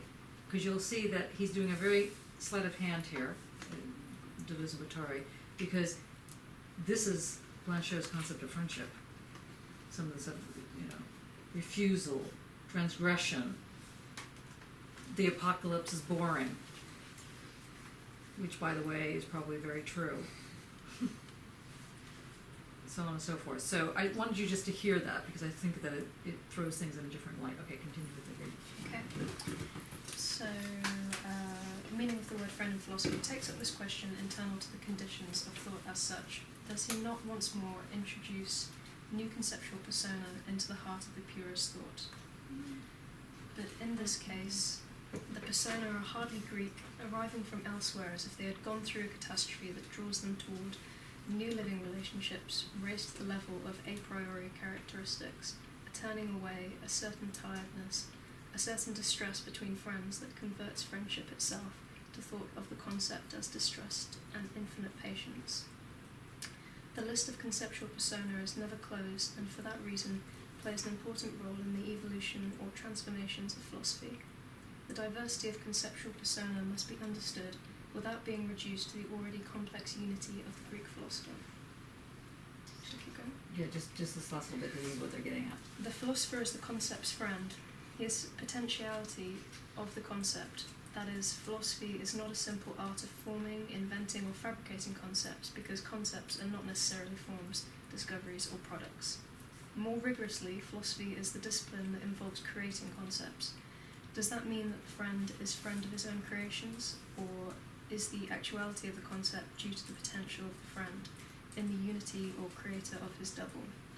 The object of philosophy is to create concepts that are always new. Because the concept must be created, it refers back to the philosopher as the one who has it potentially, or who has its power and competence. And do you all agree with this? Do you have any issues with this? You do. You do, very quietly. I have. I disagree. It's too much gazing, like It's a standing bit- outside and Yeah, looking at bit things prescriptive, huh? and being, oh, Don't you think that I'm this doesn't here, make this is sense? I mean, don't you find, or do you find that this is like a weird way of understanding philosophy from people that have always talked about it in non-prescriptive terms? Philosophy is about the new. Philosophy is about, really? I think when you've read more in the book, the whole book is contradictory. Yeah, that's what I'm trying to get. Yeah. I mean, he says one thing, then a chapter later So he what says good, I something mean, opposite. so do we just go, okay, this book on what is philosophy is like deluded Deleuzians. You know, this is just, They do go on a bit about doing it. mhm.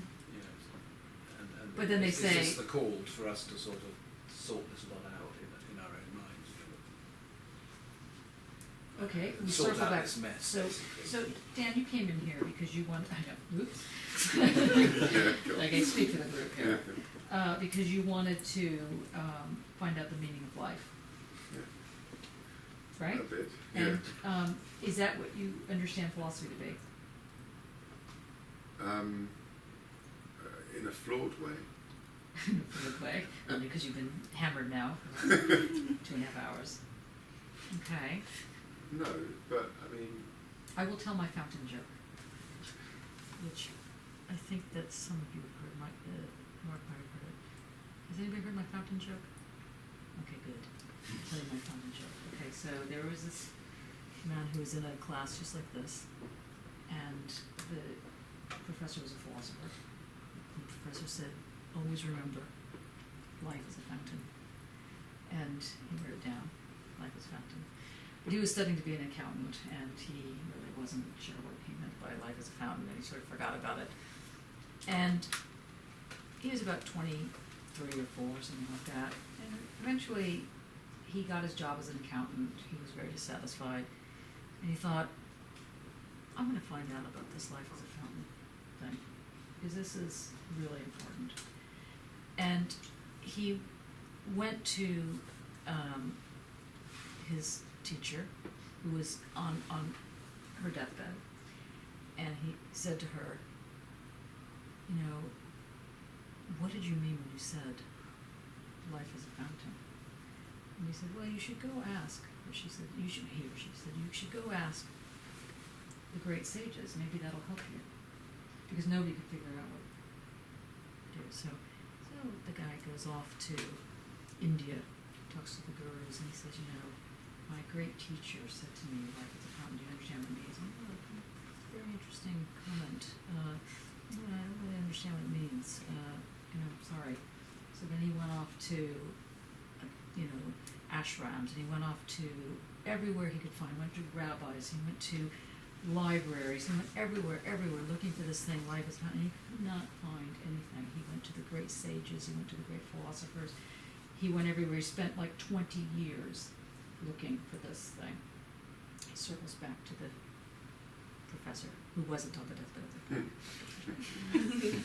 Now on the deathbed, and says, you know, Professor, you know, I've gone all over the world looking for this answer to life as a fountain. And the professor says, and you talked to the gurus in India? Yes, I talked to the gurus in India. And you talked to the shaman in Mexico? Yes. And you talked to the great philosophers everywhere? Yes. And none of them knew what it was? And he said, yes, what is it? Tell me what it is. He goes, well, maybe life isn't a fountain. Okay. And I say that because that's kind of what's going on in here. So if you want to know, you know, it's like, what is really going on here? The irritation about the work often, the Deleuze and Guattari's work, is that you often have to step aside from it in order to come approach it, which you have to have like a lot of hours in the day to do this, plus a lot of patience, plus like 16 different versions of translations. We don't have that, so we've got to try and make a beeline through this.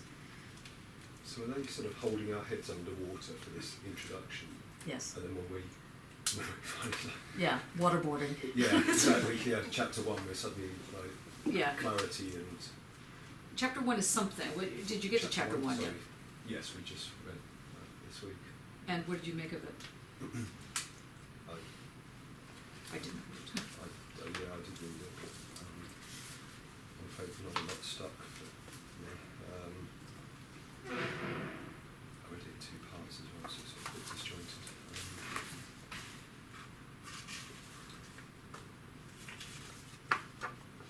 Oh yeah, they were talking about the eye. Yeah. And what about the eye?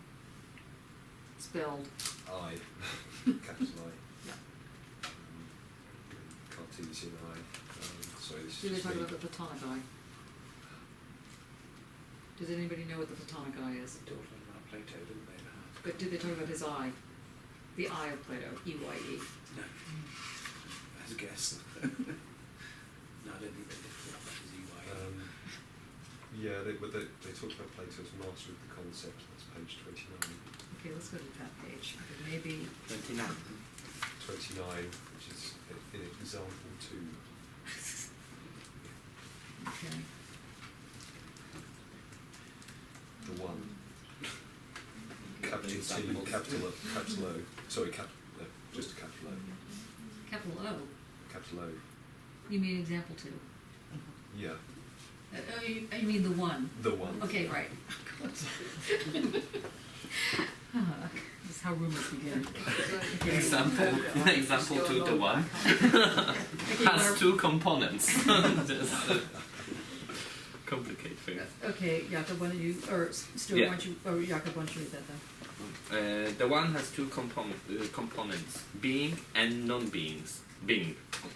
Phases of components, the 1 superior to being, equal to being, inferior to being, the 1 superior to non-being, equal to non-being, and zones of indiscernibility. Discernibility. In what? To be not discernible. Oh, indiscernibility. I will Okay, try. so now let's just back up. Parmenides Yeah. is arguing that Plato is the master of the concept Mhm. because Plato is talking about the notion of the category that contains various arguments. And he says one of the arguments is that this notion of the one, the unity of the one, the mastery of the one, has this relation between being and non-being. It has these components where mastery is superior to being, where it's equal to being, where it's inferior to being, and the one is superior to non-being, etc., etc. Okay, so he goes, so he's running through this. So what do you make of this? Or is this like, are we just going to go on another ride, do you think? Greeks didn't really have concept. I mean, they like not the word concept, is Right. because the concept comes in with Leibniz. So eventually, a neologism invented by Leibniz, or brought in by Leibniz to create a space because of the overuse of words like idea, Which is further, can you see it further down when he gets into this is the idea? So, yeah, I was just thinking, you know, the idea that Plato, I mean, we know what it means, Plato is master of the concept, but the Greeks had no concept as concept. So it's a modern, Right. It's a modern, backward pasting, if you like. Well, I mean, if you look on page 30, where it says, only justice is just, only courage courageous, such are ideas, and there is an idea of mother if there is a mother who is not something other than a mother. Who would not have been a daughter, or of a hair, or of hair, which is not something other than hair, not silicon as well. Do you think that that they're just in some sort of, you know, LSD fog here? They're just like free associating? What do you think's happening? Have they just gone on a tangent now?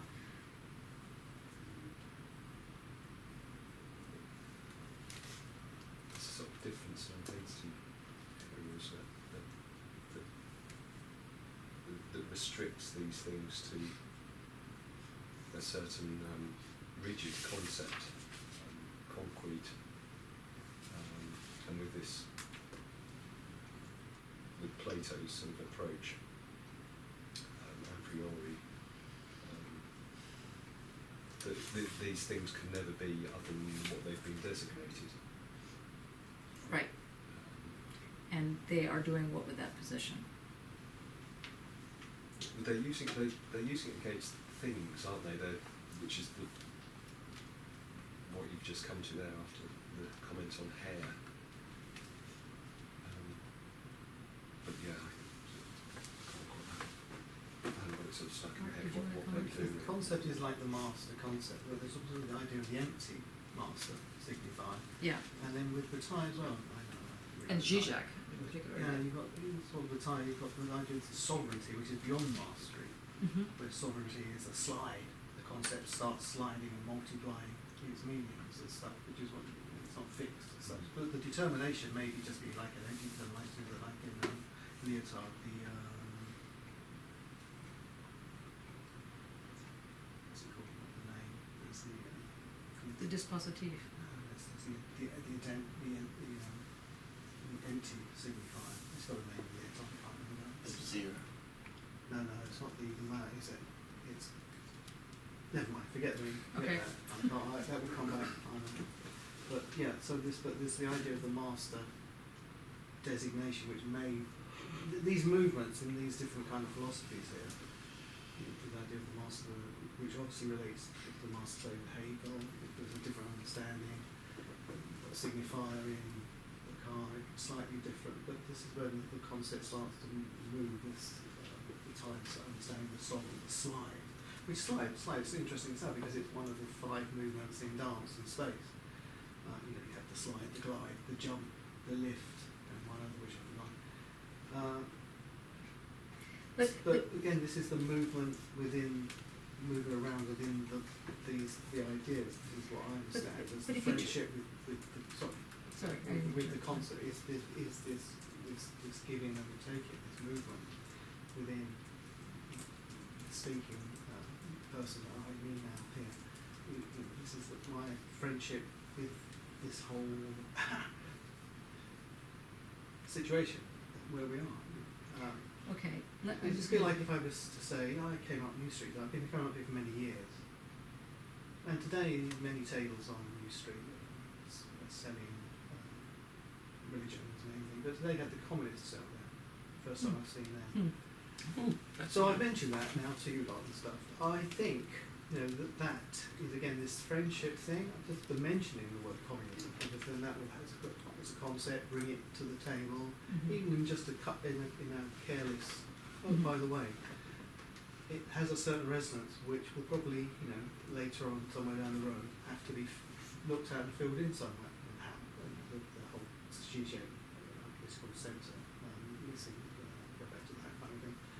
But just by saying that in a friendly kind of way brings in the friend of the concept, brings it in at a certain level as an empty signifier maybe, which then gets moved around but doesn't actually designate in the hard and fast way, except as the master signifier, which is kind of empty as such, needs to be filled in, more playfulness maybe.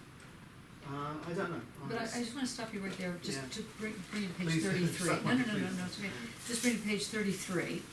And the reason being is that we're looking at, let me just remind you that in Hegel, a concept is that which is universal. And if it's not universal, it ain't a concept. Okay, it's an opinion, it's something else. It's an abstract position. For it to be universal, it implies a mastery. But not a mastery in the sense that it is king or something, that it has control of everything. But it is the fullness of everything that goes in to make it so. That's the Hegelian move. Now they are not talking about that here. We know somehow that this thing called this question, what is a concept, is going to involve something around friendship. I know, spoiler, plot spoil here, so it's going to involve something around that is going to create this thing. So he says further, or they say further on in section, the second paragraph here, it is pointless to say there are concepts in science. Well, you know, to be honest with you, it is so not pointless to say that. It is in fact, you could say, well, no, science has concepts. You're talking about, you know, the second law of thermodynamics, I mean, you know, whatever, you know, quantum physics, quanta, entanglement, these are all concepts, right? Now, he's saying there's something about the way in which the concept is developed in philosophy that can't be friends with the way in which can't be in the same scenario as in science. I'm not saying I agree with this position, but I want you to get to hear what's being said.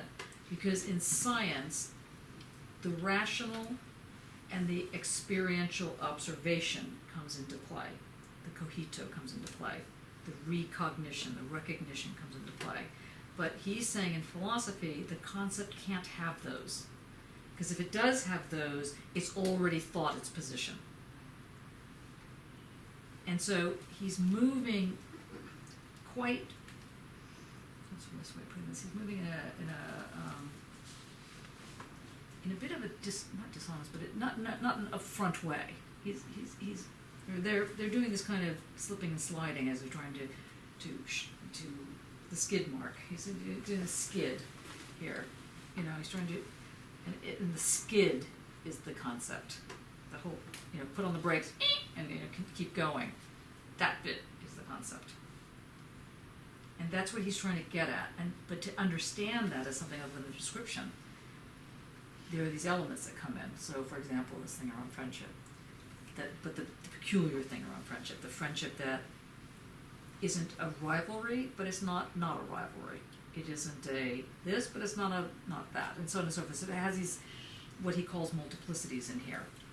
So he says on the thing before it, the same pedagogical status of the concept, on page 32, the same pedagogical status of the concept can be found everywhere. Now, of course, then the next sentence, but not in science. Okay, so, you know, it's annoying. But anyway, but what he's saying here is that when you have the pedagogical way in which one understands the concept, there's something about this thing called friendship that enables a table of contents like you read out to be under the same umbrella, as it were, the Platonic umbrella, except the, okay, so the category, I mean, so it's holding, it's a category. The concept is the contour, the configuration, the constellation of an event to come.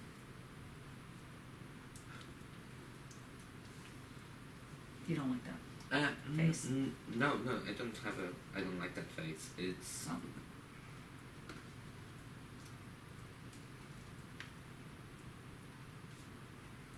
Just saying.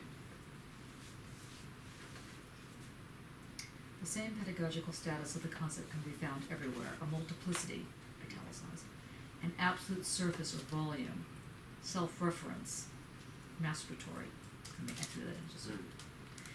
made up of a certain number of inseparable intensive variations according to an order of neighborhood, and traversed by a point in the state by a point in a state of survey. So, in a certain sense, the concept is the palimpsestuous. Oh no, yeah, I get that. Yeah, the palimpsestuous making. Yes. Yeah, that's the concept. I get that. And that's what he's saying there. Yeah. So, in what can you, if we can do that, then, if we can say that, very excited because I feel like we're getting to the end of the minutes. Not. Is everybody on the same page with this? Guy? A little this fuzzy thing of the concept as I described it. And this friendship is this ability,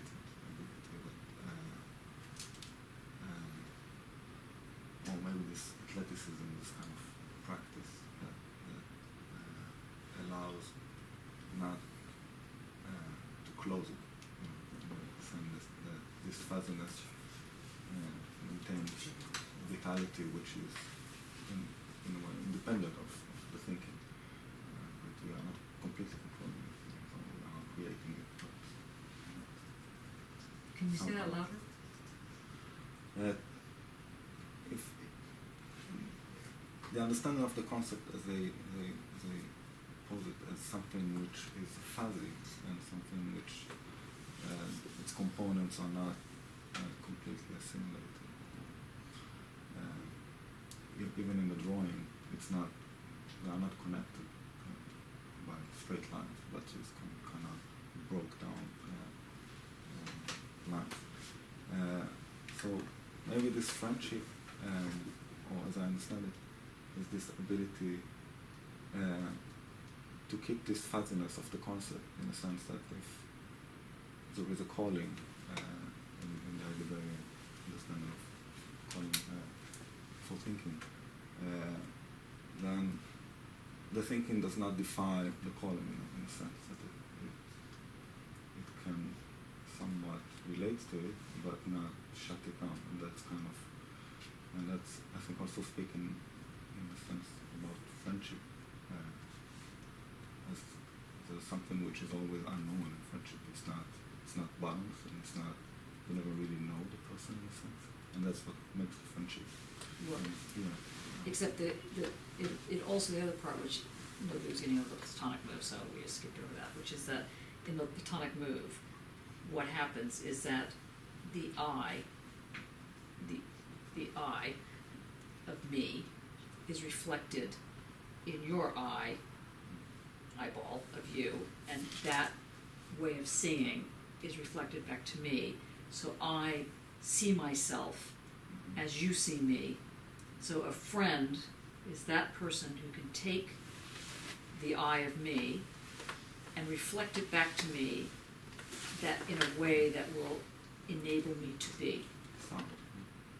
Not just sound, just to be nothing, not harmed, not bad, not good, just to be. So, to say it again, the I of me is reflected by you back to me.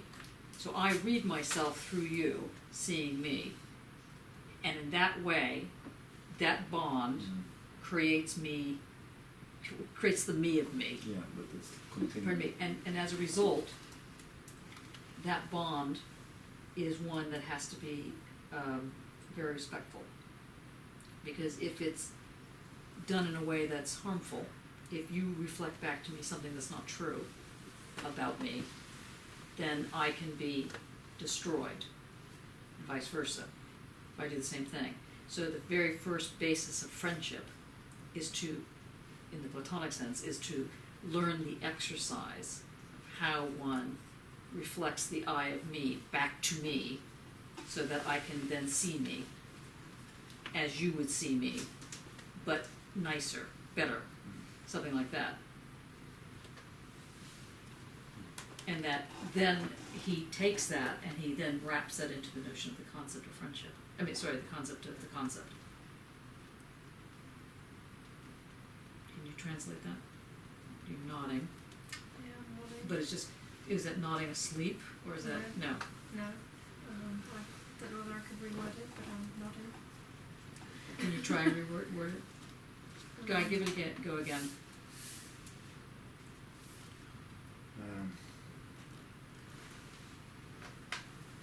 About what you said? No, about what you said. Okay.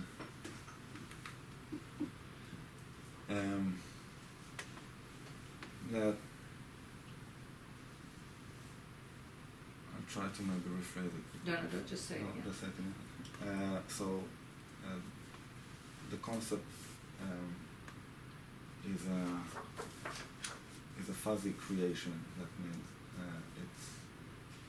it's not sealed. Its components are not unified in a sense that they are still, but they present this. We also call it intensity. Intensity, yeah. Intensity. And in that relation, friendship is that practice or ability or thing that relates to the concept without closing it, without shutting it down, but allowing it to be vibrant and in a way independent of the thinking, even though the thinking is being called by the concept, or the concept is also being created by the thinking. But those kind of relationships are maintaining. So the friendship side of that part allows you to be you in the moment of this exchange. In fact, it allows you to be even a better you than you. And that's why a rock can give that to you. That's why landscape or a horse, or whatever it is, can reflect the I of you back to yourself.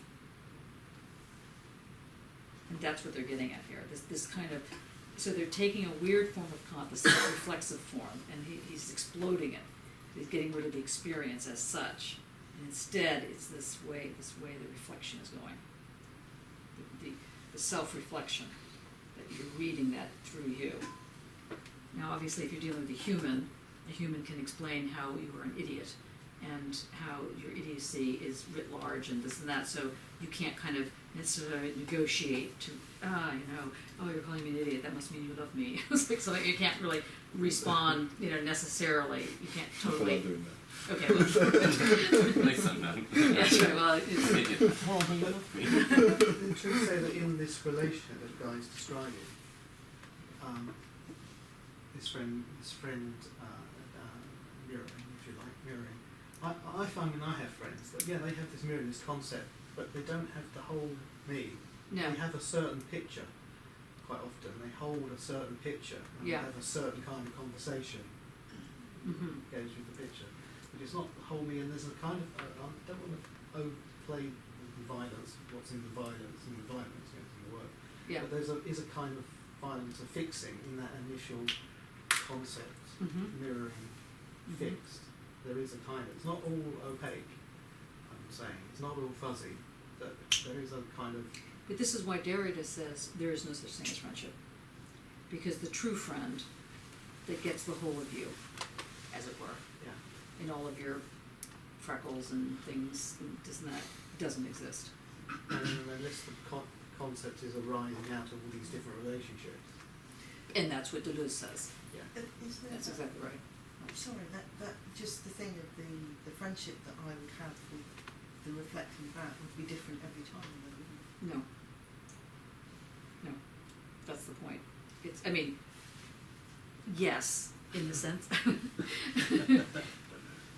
No, in the sense of it, like that there would be maybe different parts of you, or you'd be in a good mood, a bad mood, different clothes, something like that. But the so-called essential you, that would be reflected. And since there isn't anything called an essence, instead what's being reflected is the continuity, not the continuity, is the trust that enables a reflection to come over and back. And that's why they keep going to Plato, because that's the category, and Kant. They go to a category that's being reflected back.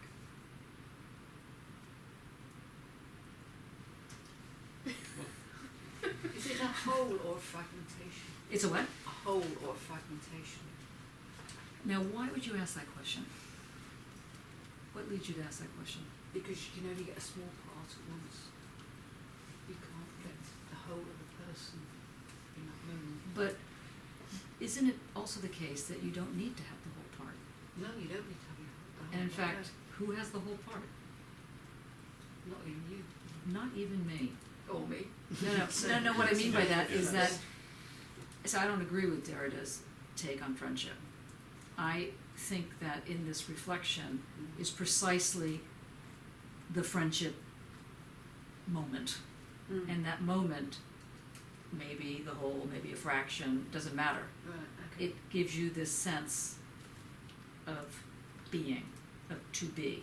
Right, okay, yeah. And that sense of to be is the friendship. I mean, we're talking about profound levels of friends. So it's like potentiality, a possibility. No, No. Okay. It's the is. Okay. Where does time come into this? It doesn't. I was just thinking that the relativity is absolutely. Time is coming to the end. That's right. In that way, it comes into it. No, it doesn't. Mm. Okay. So again, I think of myself when I'm when I was on my horse, and when we would have that moment, that moment of friendship, and it was a very particular moment, and it could have taken place in many ways. It could be on top of the horse, riding, galloping, with thunderbolts going down each side where he outran lightning bolts. It was sometimes when I was laying against the horse and he was sitting down, I would be reading aloud. It didn't really matter what the action was. There was this so-called bond. And that bond was a particular kind of submission mastery bond that was going on. Let's go back to this thing. So if I relate that back to my practice, Me, I, yes. then for me, I describe when at a bench that there's this moment that's like meditation. No. And it doesn't always happen. But just, No. So it's not. It's being. It's the be. The It's is. not. I read it as you don't. It's the moment where Heidegger a little bit event kind of appropriation. In a Yes. sense. It's a little bit like that in the sense that it just is. In a sense. But You when don't- the is happens, you, it's you- culpable. Yes. So It's it's real. not. You know it's there. In a kind of, you get the kind of sense of it being there. It's not that you meditate upon it. Was it there? Was it not there? If you need to meditate in a sense on it, you just No, that's not what I mediate meant, yeah. it. Then that. But to is- go back to what Stuart's Yeah. saying about the time question, because it is the is. So it's a present, so it's either eternal time or it's the now time. Or, so in a certain sense, you could say there is a time, but it's aeon time, A-I-O-N time, not chronos time. Yeah, it's bursting out somewhere. Yeah, it's bursting time. I think he calls it something like Nick, infinite speed. he's become a philosopher. He's laughing now at the concept of this. I was just thinking the landscape thing is the word I've just discovered is elemental, which is a sort of deepness, sort of includes the landscape is where people come. Yeah. There's a completeness about a landscape which is fundamental and elemental. It's the pure being with a big B. Except it's not what they're arguing is that it's not like pure. this. No, it is exactly as you're describing it, but they wouldn't. Well, it's not fragmented. They wouldn't say that it was pure. It'd be precisely because it's dirty, impure. It Yeah. has these movements They going on. would say that, but I'd say they're wrong. Okay. That's different than it was, just so we know on the same page what they're saying. Okay. Are we more or less on the same page here? Shall we? Now, I'm going to be away, like I said, for next week and the week thereafter. Actually, I'm coming back on the Wednesday, but I'll be coming back on the Wednesday, so I'm going to be awake. So I won't be having my class. So, you will have 2 weeks, again, to use judiciously. To do, now we're coming on to the second chapter, which is the chapter on immanence. I think. Yeah. Right, yeah, so the plane of immanence, yeah. Now remember that the plane of immanence, just remember that the plane of immanence is similar to body without organs. The plane of immanence is similar to the great zero. The plane of immanence is blah, blah, blah, blah, blah, blah, blah, blah, so, maybe it's not that, but anyway. I would recommend, in conjunction with reading the plane of immanence thing, to read 2 of his other works. One is the Immanent book. What's it called? That very thin group.